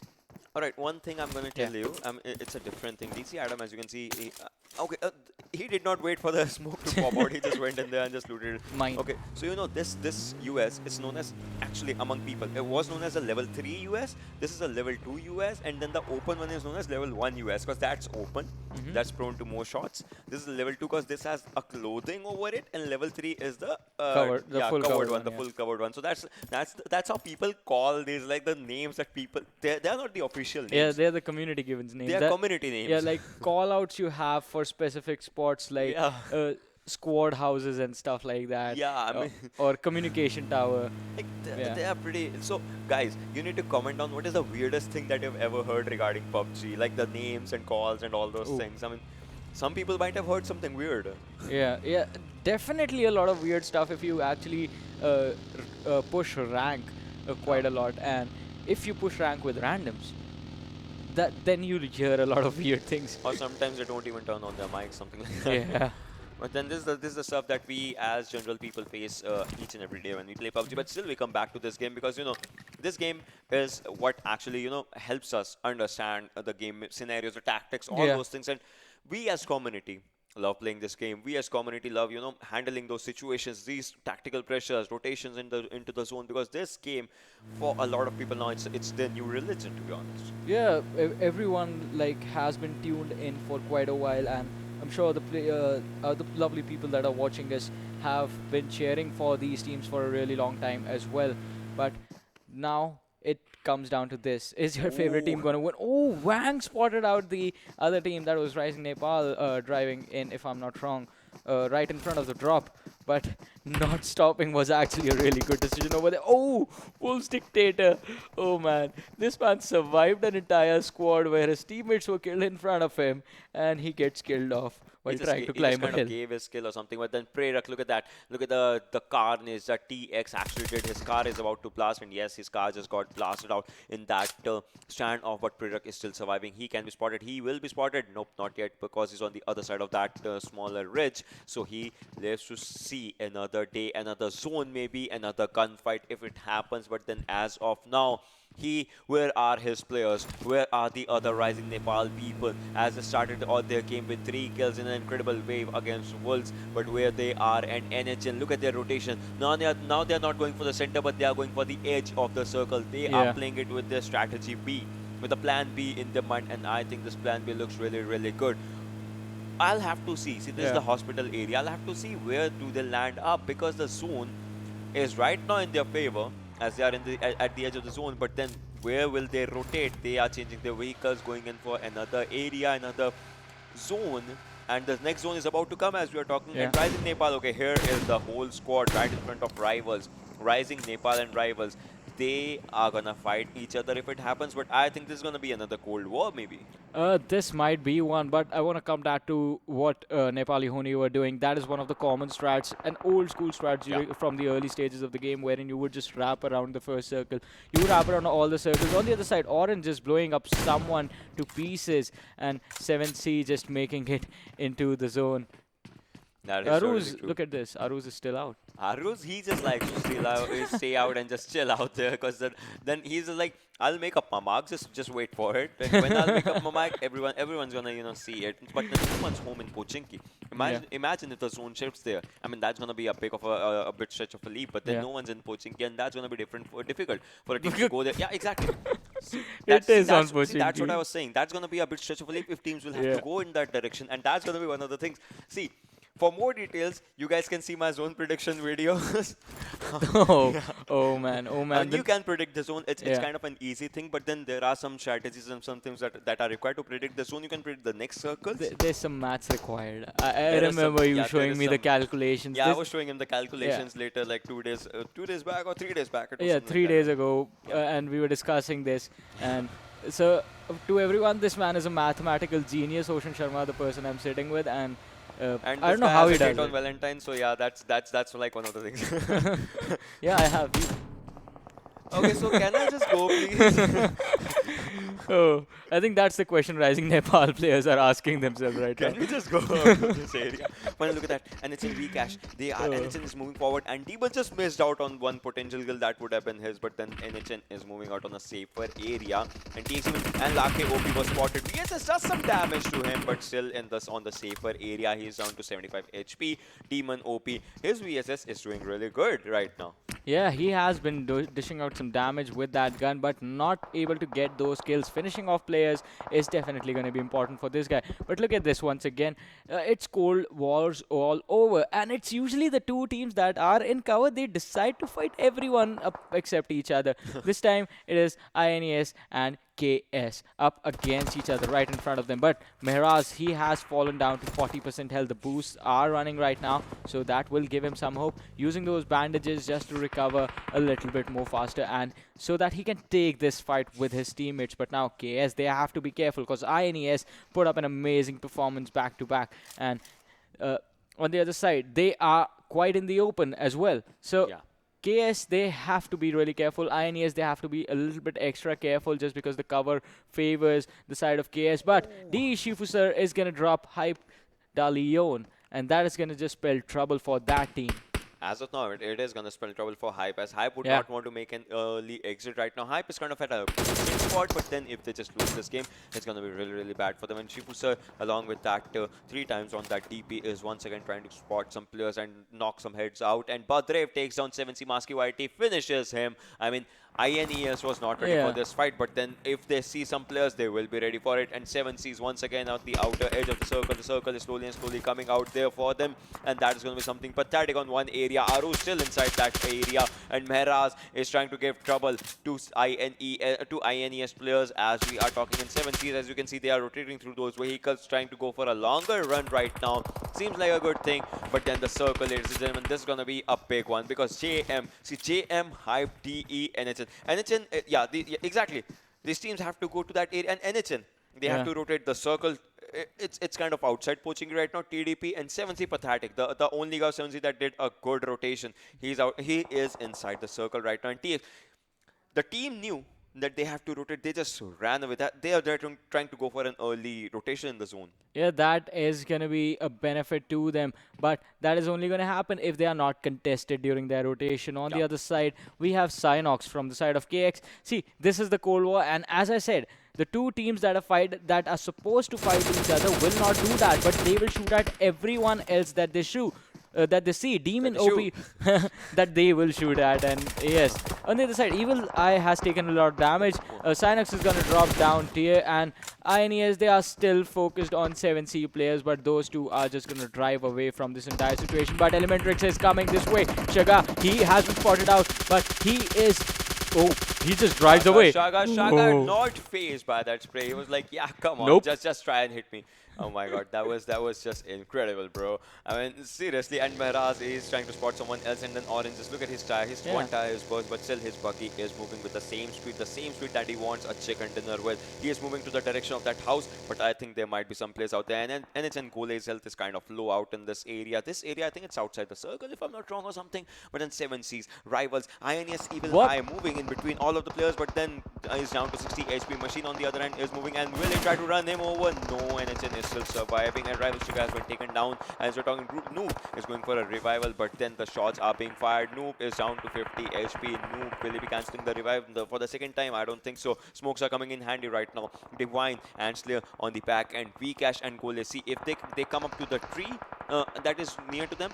I think they can actually throw up a grenade, and Vcash has spotted some players, and they will like go for it. Puff Daddy, Puff Daddy is in Mega Conqueror. Yeah. Puffy has been taken down. That was something. And Pro Noob, he has also been eliminated. Puffy goes down by NHN Gole. I mean, Mini 14 is coming in really good. And INES once again are stuck in a tough situation, but this time they have to be happy because the other players from the side of TDP, they were busy fighting the other squad of Nepali Ho Ni, and now it is a 2 versus 4 situation. Mr. Thing with that nade is going to miss Evil Eye, and that is just going to spell trouble for the side of TDP, giving away all this information. But look at this on top. He is on top of that small hill. Can he clutch that situation? The man just needs some altitude, and he's going to make it count. Oh, the grenade was really close to Mr. dodged Thing. it. That was so close. Evil Eye is going for a second grenade. I think he's cooking another grenade. Will the second time be a charm? Will he go for a throw? I don't think so. This is going to do something. But then Mr. Thing, Utsarga, and on top is moving forward right now. Will he be contested by 3 players of INES? Is this a right area to shop in? Is this the real life? Is this the fantasy? Why am I still speaking Beethoven language? And Machine goes down by TDP on top. He's ready for it. And Machine has been taken down. TDP, this is your chance. You need to move in. Utsarga with that UMP and M24 that can actually change each and everything. That can change the pace of the game. On top, one more goes down. Deer has been taken down. On top's grenade. On top is the MVP of this fight right now. If they clutch this fight, if they take this fight in their hands, and now I think this is the high time TDP should be moving forward. On they top need has to been collapse. taken down. Oh my god, Evil Eye takes him down. TDP, when will you be moving forward? Utsarga should be moving right in. Yes, Utsarga is doing a right flank, but will that be enough? As on top is bleeding. On top will be bleeding out here, and Badrev and Evil Eye are the 2 survivors from INES. Will they be able to take this fight, or is the revival going to come in handy? Because INES in the previous game, it was the same scenario. They were reviving out. Sarga goes down on the other direction, but TX Kazi Mini 14 comes in really handy, and Thing is the lone survivor from Trust the Process. Yeah, on top just created an opening for his teammates, and Utsarga and Mr. Thing, they should have collapsed a little bit earlier, but I guess they were waiting on the information as to how many players were present in the building if one player was knocked down. But now we have the airdrop coming in with the AWM. Pick it up and you get one-shot kills on anyone you see. But this time, yeah, easy. But once again, that was a huge mistake from the side of TDP, a miscommunication coming in, because a charge right there would have resulted in them winning a fight. It was a 3 versus 2 for them. They could have isolated either one of these guys and finished them off, then collapsed on the other one. Eye is trying to move into the zone as the zone is coming in. And Goli takes on Rival Slayer with a grenade. Hypda Leon takes on KS Reed. Lucky OP has been taken on. Gurkha is low on HP, and I think he should be popping up a first hit. KS Axe gets eliminated as Sanhok goes down. Team 7C on 12th position. We are down to 35 people. 11 teams out here surviving, just barely surviving. Look at the circle, ladies and gentlemen. Hype needs to make a move into the zone. Elementrix needs to make a move in the zone, and TDP's Mr. Thing. Rivals have been eliminated. Was it the end of Rivals X? Yes, it was. That shot was incredibly crazy. That shot was really, really good. It was as unique as a snowflake and as rare as a ghost, if I have to say one thing. And then INES Machine and Badre, they can spot NHN Gole. If they do it, I think INES will have a really good angle on Nepali Ho Ni. And on the other hand, Mr. Yozu goes on by DE Shifu Sir with that M4 and Gurkha. Gurkha alongside his all 3 players that are actually trying to make up a move into the zone, because they are just 40 meters outside the zone, and I think this move is really, really needed. And Pupuman, his car is about to be blasted. Shagar and Pupuman, 2 survivors, and Shagar has been spotted. 1 HP, barely survives, and on the other direction, but pops up a first aid, has to go into the open. From the open, will it be enough? Will he be giving the kill? Oh, Playzone takes him down, and there is nothing coming back from that thing. Hype Dalion takes on NHN Vcash. Gurkha YT has been fallen by the hands of NHN Reaper OP. Playzone eats out Elementrix Pupuman as well. INES Machine, he can take some free kills if he has the advantage. Gole, Hype Gurkha YT, he has those kill numbers. If Machine looks into that thing, Shagar goes by the zone. Yeah, he's going to be finished off, but look at this Orange. He is left all alone because Pupuman, Mr. Yozo, all of them did die, in fact. And he is not going to be happy about this because the team right next to him is the #1 team right now. It is Rising Nepal. So he has to be really careful. He has to be as passive as he can be. On the other side, Nepali Ho Ni, they are not looking to stop. Hype SK is going to be taken down, but that is going to be the end of Trust D process as the last player, Mr. Thing, is going to be finished off. And now we are left with 9 teams inside this game. Elementrix with just 1, Hype with 1 standing, 1 knock, Damn Classy with 2, INES with 2, and Team Xtreme. Rising Nepal, they should have a chance in this one as well. They have 3 kills for themselves. 1 man has been knocked down, but 3 are still standing. Same for Nepali Ho Ni as well. 3 players standing and 1 player knocked down. Playzone takes on Hype Gurkha YT. He will be finished, but then Hype's 1 player, Dalion, is still surviving. Playzone favors DC Steelix OP as he's in the center of the zone. DC at the edge of the zone. INES, Badrev, every player, each and every player has to make a move for the zone as soon as they can. A grenade takes Niku. Demon so low on health right now, but not the second time. Steelix OP's grenade actually does the work, and Wong, he needs to find out players. Rising Nepal can be in a bit of a trouble as they are trying to make a move into the zone, and then Wong, if he spots Sonam, that's going to be something, and Badrev takes on 1 player, and there's going to be something as NHN gets eliminated by just 1 player. NHN, this was not supposed to happen, but it did happen, and Gunnar is trying to spot, but Gunnar will go down. Sonim versus Sonam. What's going to happen? A or I don't know who's going to win this fight out here, but then Sonim is on the lower end and takes down Sonam, but then Sonam will be taken down in that trade fire, and Alex YT is moving forward. The kill-hungry team is actually really going for it, and Nang is the lone survivor. Will he be giving revive to Sonam? A big question out there. Dalion takes down Illusion Sir, and DC Atom's grenade takes down D Ishifu Sir. This is so interesting. As Rising Nepal are moving, Orange is moving parallel to them. He is using them as a turret. He is using their pressure to just make his way and crawl his way into the zone. But on the other side, Crazy is going to get knocked down. Alex YT, has he been spotted? They have to worry about JM Nang as well, who is there on the lower side of the ridge. And there is a team TX right in front of them. Extreme. Oh boy. Captain stole the kill, and look at this. Wait. Smokes are coming in handy right now. Those smokes, they are going to make a good cover, and TX Captain, he'll have to fire through the smokes if he can. If his Sixth Sense actually works for it, I think he's going to go for it. And GM Nang surviving for Jyanmaara right now. We are down to 8 teams, 15 people remaining out in this fights of Pochinki, the backyard of Pochinki, the church area. Behind that, this is going to be an incredible, epic final battle for today. A grenade comes in near around Alex YT. Will that grenade do some damage? Okay, that was a Molotov, but that Molotov did not do some damage. And look at this. Look at the players behind. They have a good cover of area. And DE Vadu Sir, currently outside the circle, makes his way, and Elementrix Orange will be eliminated. Vadu Sir will be eliminated. 2 squads just fell down. And look at this zone.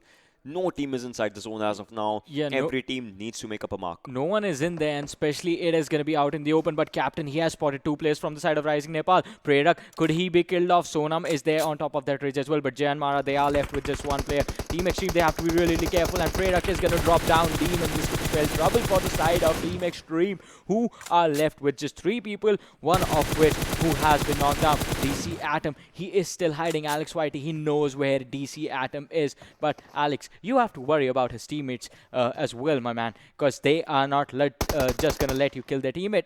Wait, was I wrong? Prerak is just going to drop him down with that Mini-14, and he's going to finish him off as well. Alex, why are you still shooting there? On the other side, Sonam, he has been dropped low as well. Rising Nepal, they can actually take this game, but Nang, he has been hiding there under that ridge for quite some time now. Have they not noticed that Jyanmaara still has 1 man who is staying there with that Uzi and can actually finish him off? But Alex, he should have spotted him. He should have spotted him, and yes, he did. He is going to finish him off. But now coming into the zone is going to be the priority. Jyanmaara being taken down. TX Demon falling down to DC Steelix OP, and this is going to be interesting. DC Steelix, but Brave is there. Two solo people surviving for their own squads. They can isolate this 2v1 for themselves and can capitalize on that, but that nade coming in is going to miss its mark. Steelix is going to steal the kill, but Brave is going to go on Steelix instead, and damn, Classy are going to be taken out on the 4th position. But Brave in a 1v2. Can you clutch this? Rising Nepal, they are coming in from the behind and they can capitalize. Here comes the nade. Is it going to do the damage?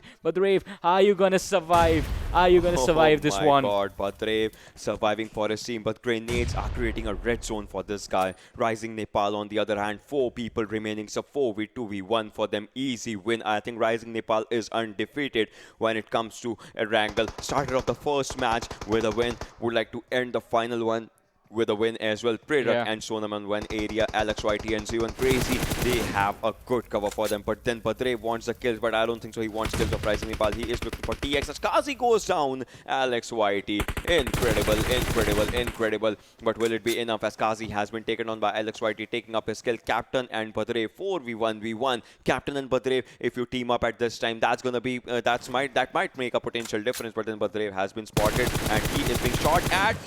Easy kill by LXYT under that car, and it is the final person. Captain. Will he show his captaincy out here? But then look at Sonam. So they know his location. Season. Oh my god, takes him down! Captain was trying to deny his kill, but they were like, nope, we are just going to drive over you. And once again, Rising Nepal with 11 kills to their name. This team has been amazing. This team has been on fire all this time along. As you said, started the day with a chicken dinner.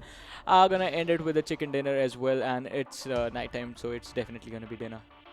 But then the best part, Captain, he did not want to give a skill. Yeah. He was like, I'll stay outside the circle. And they were like, he was bleeding outside the circle. They were like, if we can't use our guns, we'll just drive over through him. And fun fact, the first kill of the day was with a drive-by, if you remember. A drive-by happened, and that's how the day ends as well. The first chicken dinner of the day was on Rising Nepal's hands. That's how the day ends. Last is gonna be like, what do you call it? Is it a deja vu or like what? I think it's called fate. It's called destiny. Thank you, big one. Yeah, definitely Rising Nepal putting up an amazing performance this time around as well. On the other side, Nepali Ho Ni could have actually contested this one, but once again, caught in an unfortunate situation wherein they were being collapsed upon, but by not just one squad, but by everyone surrounding them. And that last circle was actually going to be an aggressive one, so had Rising Nepal been there, I think they would have actually put up an amazing fight as well, because that team is all about that aggression. That is something that actually cost them a lot of points. One thing, I mean, if we'll be talking about MVPs and all, it's going to be someone from Rising Nepal. But when I was looking at the kill feed and everything, Badrev actually has really good amount of kills for his team. Like INES, the amount of kills that INES will be having, Badrev has a big hand in them. I think he has 5 kills or something, and that's a big number, to be honest, when it comes to kill amounts. In these kind of situations, when you are surrounded by 4 players on one side, 1 player on the other, you need to make out a position for yourself. No doubt he just ended up on 3rd. But still, the survival that he did, commendable. That was actually a really interesting situation, and that was the funny thing when he took down DC, like the player from Damn Classy, because I expected them to stay focused on the team with more numbers. Because more numbers means you have more targets to choose from, means you have more targets to take down before you actually go down. But he was like, no, isolated guy, I'll finish him off, easy kill. It's like whatever you get in that situation as well, whatever kill you get, whatever. He could have gone for a team with more numbers, but if those more numbers would have gone on him, that would have been unfortunate for that guy. But once again, INES was there in the top 3, and Rising Nepal again taking the chicken dinner, as we all say. And as I was talking about Nepali Ho Ni earlier, they sort of are falling down if you compare their performance from the group stages. But talking about performance, let's have a look at the MVP for this game and see who it is, because 2 players had 4 kills, but it is going to be Sonam from Rising Nepal with 4 kills, 729 damage, 7 kilometers traveled, and 25 minutes 45 seconds. Fun fact, 729 is 9's cube. I don't know why I said that, but yeah, because you are a math genius. It's 9's cube out there. And so one thing, you eat numbers for breakfast. No, I eat Cheerios for breakfast. But then You see, count them. 7 kilometers. It's Yeah. 7 kilometers. It's quite a lot of distance, right? When Yeah. you're traveling, and depending on Erangel. Erangel is quite a bigger map. Not as big as Miramar, obviously, but then we miss Miramar a lot. Yeah. But still, Erangel's rotations and also Rising Nepal, I mean, they came at one area and then the zone shifts. It went to Pochinki. Then from the other side of Pochinki, they were out there at the church area and rotating from all those areas. That shows the distance that they actually covered. Yeah, that actually was pretty impressive. And once again, interesting tactics come out because we saw the circle edge wraparound trick as I was talking about during the game, but the fight happened and I got distracted. So what Nepali Ho Ni were trying to do, that's an old school sort of season Yeah. 3, season 4 tricks that used to happen, wherein you would not just straight up dive into the zone and find a place. You would just wrap around the circle until you found some kills, and then you would slowly squeeze in, basically making a spiral. I mean, yeah, those are the things. But then let's just go to all the position standings just to see that where the teams are Yeah. and where each and every team has landed after this match of Erangel, as well as for this match. 11 kills. Rising Nepal has something with 11. Previous match they had 11 kills. Yeah. A match before that they had 11 kills. I mean, they have something when it comes to 11 number. I and think they it are was doing really good. they just started the day with 11 as well. I think that was the first game of the I day. don't know, but yeah, and Team Xtreme. See, I told you, this is called fate. This is called destiny for Rising Nepal taking the chicken dinner with 11 kills. What are you narrating right now? The Fault in Our Stars? Like Th- what? that has nothing to do with destiny. This is like Lord of the Rings or something. Okay, but then on second position it's Team Xtreme. Third position has INES. Fourth has Jam Classy. The kill points, if you see the numbers of kills, it just drops down from 8 to 4. 11, 8, 8, 4. It's just the number has actually dropped down. And Hype, this is like their personal best right now. Yeah. The fifth position that they're in top 5. And Elementrix is out there in top 6. Elementrix once again is coming for a comeback. And like I said, these teams are known for comebacks. And that is what these teams are doing.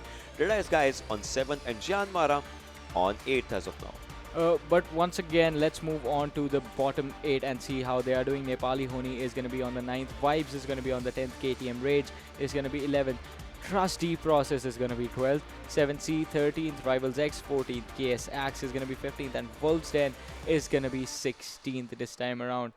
Yep, and see, Rivals X, KS Axe, and Wolfsden 0 kills for each and every one of them. So that just means one thing, that they were trying to go for a safer play as well in this one, because obviously it was a final match of today. So they were like, maybe if we get a good position kind of a thing, so that's going to be an easy task to actually climb up that ladder. But that did not happen. But then let's just actually move up to the top 5 players that played out the game of Erangel. And yes, Badrev, obviously, like I was saying, 5 kills in his hand, 710 damage, 0 headshots, 729 for Sonam with 4 kills and 1 headshot, and Rising Nepal's LXYT 4 kills, 556 damage.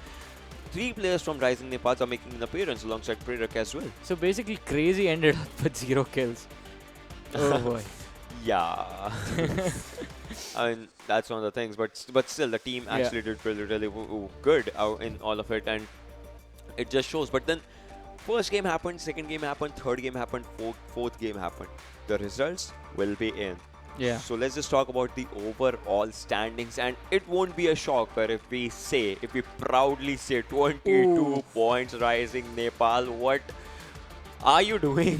Whatever you are doing, it's really good, but it's 99 points to them. see, Just 60 one more placement point, points means they can have chicken dinner in 3 matches, 20, 20, 20. It's that kind of thing. Oh boy, incredible. oh boy. 2 chicken dinners in their hands, 60 placement points, 39 kill points, 19, and they are already at that 100 mark. Yeah, that is going to be incredible. Just if they had just one more kill, I mean, already would have been 100. It would have been a 3-digit number, but then INES on the second position, 1 chicken in their hands. Team Xtreme on the third one, Nepali Ho Ni on the fourth one, TDP with 1 chicken. Yeah. They have the 5th position, Jyanmaara on 6th, Rivals X on 7th, and Deadeyes Guys making that appearance in the top 8. Yeah, now moving on to the bottom 8, we can see as to how the other teams did. KTM Rage is going to be on the 9th with 27 points so far. Team Hype is going to be 10th with 24. Elementrix is on 11th with 24 as well, but just 1 kill shot, so Hype is going to be above them. 7C is going to be 12th with 23 points. Damn Classy is going to be 13th with 22 points. Vibes is going to be 14th with 21 points. Wolves Den is going to be 15th with 19 points. And KS Axe is going to be 16th with just 9 points. They are the only team sitting at single-digit total point number. 99 to 9. That's a big difference. I mean, yeah, that's quite a bit of difference. 90 points is what the difference is. But then, yeah, a quick math with Ocean Sharma. A new series coming out. Who's starring in that? You? No, I mean the actresses. I have no idea. Okay. But to be honest, if anything, see, for KS Axe, it's going to be difficult. Obviously, you know that they have 9 points as of now, but then if we have to talk about the team INES, 77 points, 99 points, that 22 points difference that they have, it can be capitalized in the upcoming days, but it will be difficult because another group is going to come and play tomorrow. Exactly. You play, some days you play, some days you don't, and when you are not playing is where the troubles lie, because you can't do anything about that. But let's look at the head-to-head between Rising Nepal and INES, number 1 and number 2 in the overall standings. 39 kills to 30 kills. Pretty even. Damage being done 7300 to 7239. Once again, pretty even. Healing done 2830 to 2635. So stats for these teams do not seem that far apart. And once again, the points for them 99 to 77. That is just like INES somehow managing to keep the gap close at least. The amount of damage that Rising Nepal has done, it's equivalent to what INES has done. But then INES could not capitalize on the kills that they have. I mean, the 9 kill number, that actually makes a lot of difference when it comes to, you know, position standings and where you take the people down. That is one of the things. I mean, Rising Nepal is gonna end today's day on a really happy note. To be honest, all they have to be is beware of their competitions that starts from tomorrow. Beware on the mistakes that they won't be making, and I think they can have incredible games. Yeah, they will definitely have incredible game. But talking about incredible stuff, let's have a look at the top 10 overall and see how that these guys are doing so far. We have Badrev from INES, 14 kills to his name. 3300 damage so far. Look at this. One thing. Yeah. Out of 30 kills that INES has, 14. Almost this 50%. guy, I mean 47%, but this guy has, alright, sorry.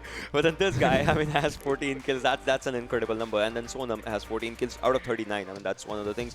1/3 is what Sonam is having right now. Then Alex YT has 10 kills. Kazi has 8 and Crazy has 8. Rising Nepal has 3 players out there. And INES Badrev is, let alone, just standing tall right in front of each and every one. Yeah, these were the top 5. Moving on to the next 5. It's going to be interesting over here because INES Machine, once again, not a man, he is a machine with 8 kills to his name. Elementrix Orange is going to be there with 7 kills. NHN Gole is going to be there with 7 kills as well. Look at this. Evil Eye, 6 kills but 2000 damage. And then in the end, it's going to be Rivals Noob with 6 kills, 937 damage. Like, how can you have, I mean, you can have it, 6 kills and 2000 damage, that's a lot. That happens when you're setting up situations for your teammates. That's the only time that happens. Yeah, that's totally true. We actually see Evil Eye do that a lot. He is going to get a knock but not engaging, and then his teammates are going to go. In the meanwhile, he's going to try and see if he's going to catch anyone else off guard. And that is something like good players actually do for the teammate. Good team players, you have to be a good team player in competitive. If you try and play solo, you are going to be killed off unless you are Arus. I'm always going to bring up that guy's name because he has impressed me with his performances. But this time 7C, they started off quite consistent in the first 2 games, but then are taking a dip right now. Yeah, but then let's take a look at the head-to-head between 2 players that are actually, you know, making a difference out there in the first and second position, as we have Badrev and Sonam, 14 kills each. What separates them is the damage. As you can say, like Badrev also creates an opening for his team, like 3371 damage. That's a lot of damage, and healing amount is good with Sonam because obviously Sonam is the one that might be charging in at the first position. So if he's charging in, he's gonna get shot at as well. So he's kind of healing in a good amount. Distance traveled, Sonam has traveled less distance but has actually has been more efficient with the kill numbers, while INES, they have to travel a lot when it comes to maps like the final map of Erangel, when he had to stay put in just one area, one location. Headshots, good with Sonam, decent with Badrev, and the survival time. Obviously, Rising Nepal players have good survival time as they have survived 2 full maps of Erangel as well. 2 full maps of Erangel, and that is pretty impressive from this side of Rising Nepal. Once again, even if they were not winning, they were consistently having Top 3. Yeah, top 3 standings in all the games today, and that is definitely going to push them up. But let's have a look at the schedule once again and see which teams are going to be playing tomorrow. It is going to be Group A and C tomorrow. Then we have on the 15th Group B and C. 16th is going to be A and B again. 17th A and C again. And we end the semifinals with B going up against Group C. I mean, this looks good for now. This looks kind of Yeah. decent to good that A and B have done their work. B has done really good. Now it's A and C that are going to fight up tomorrow once again. The fire is going to light up in between them, and they are going to, end it up by creating crates of their opponents. And maybe, just maybe, we can see a team that contests Rising Nepal as well. Yeah, that is definitely going to be an interesting question. One that is going to be answered tomorrow, because this is going to be it for today. My name is Varun Super Johnny John. This is Ocean Sharma signing off. We'll be back. Take care. Bye-bye.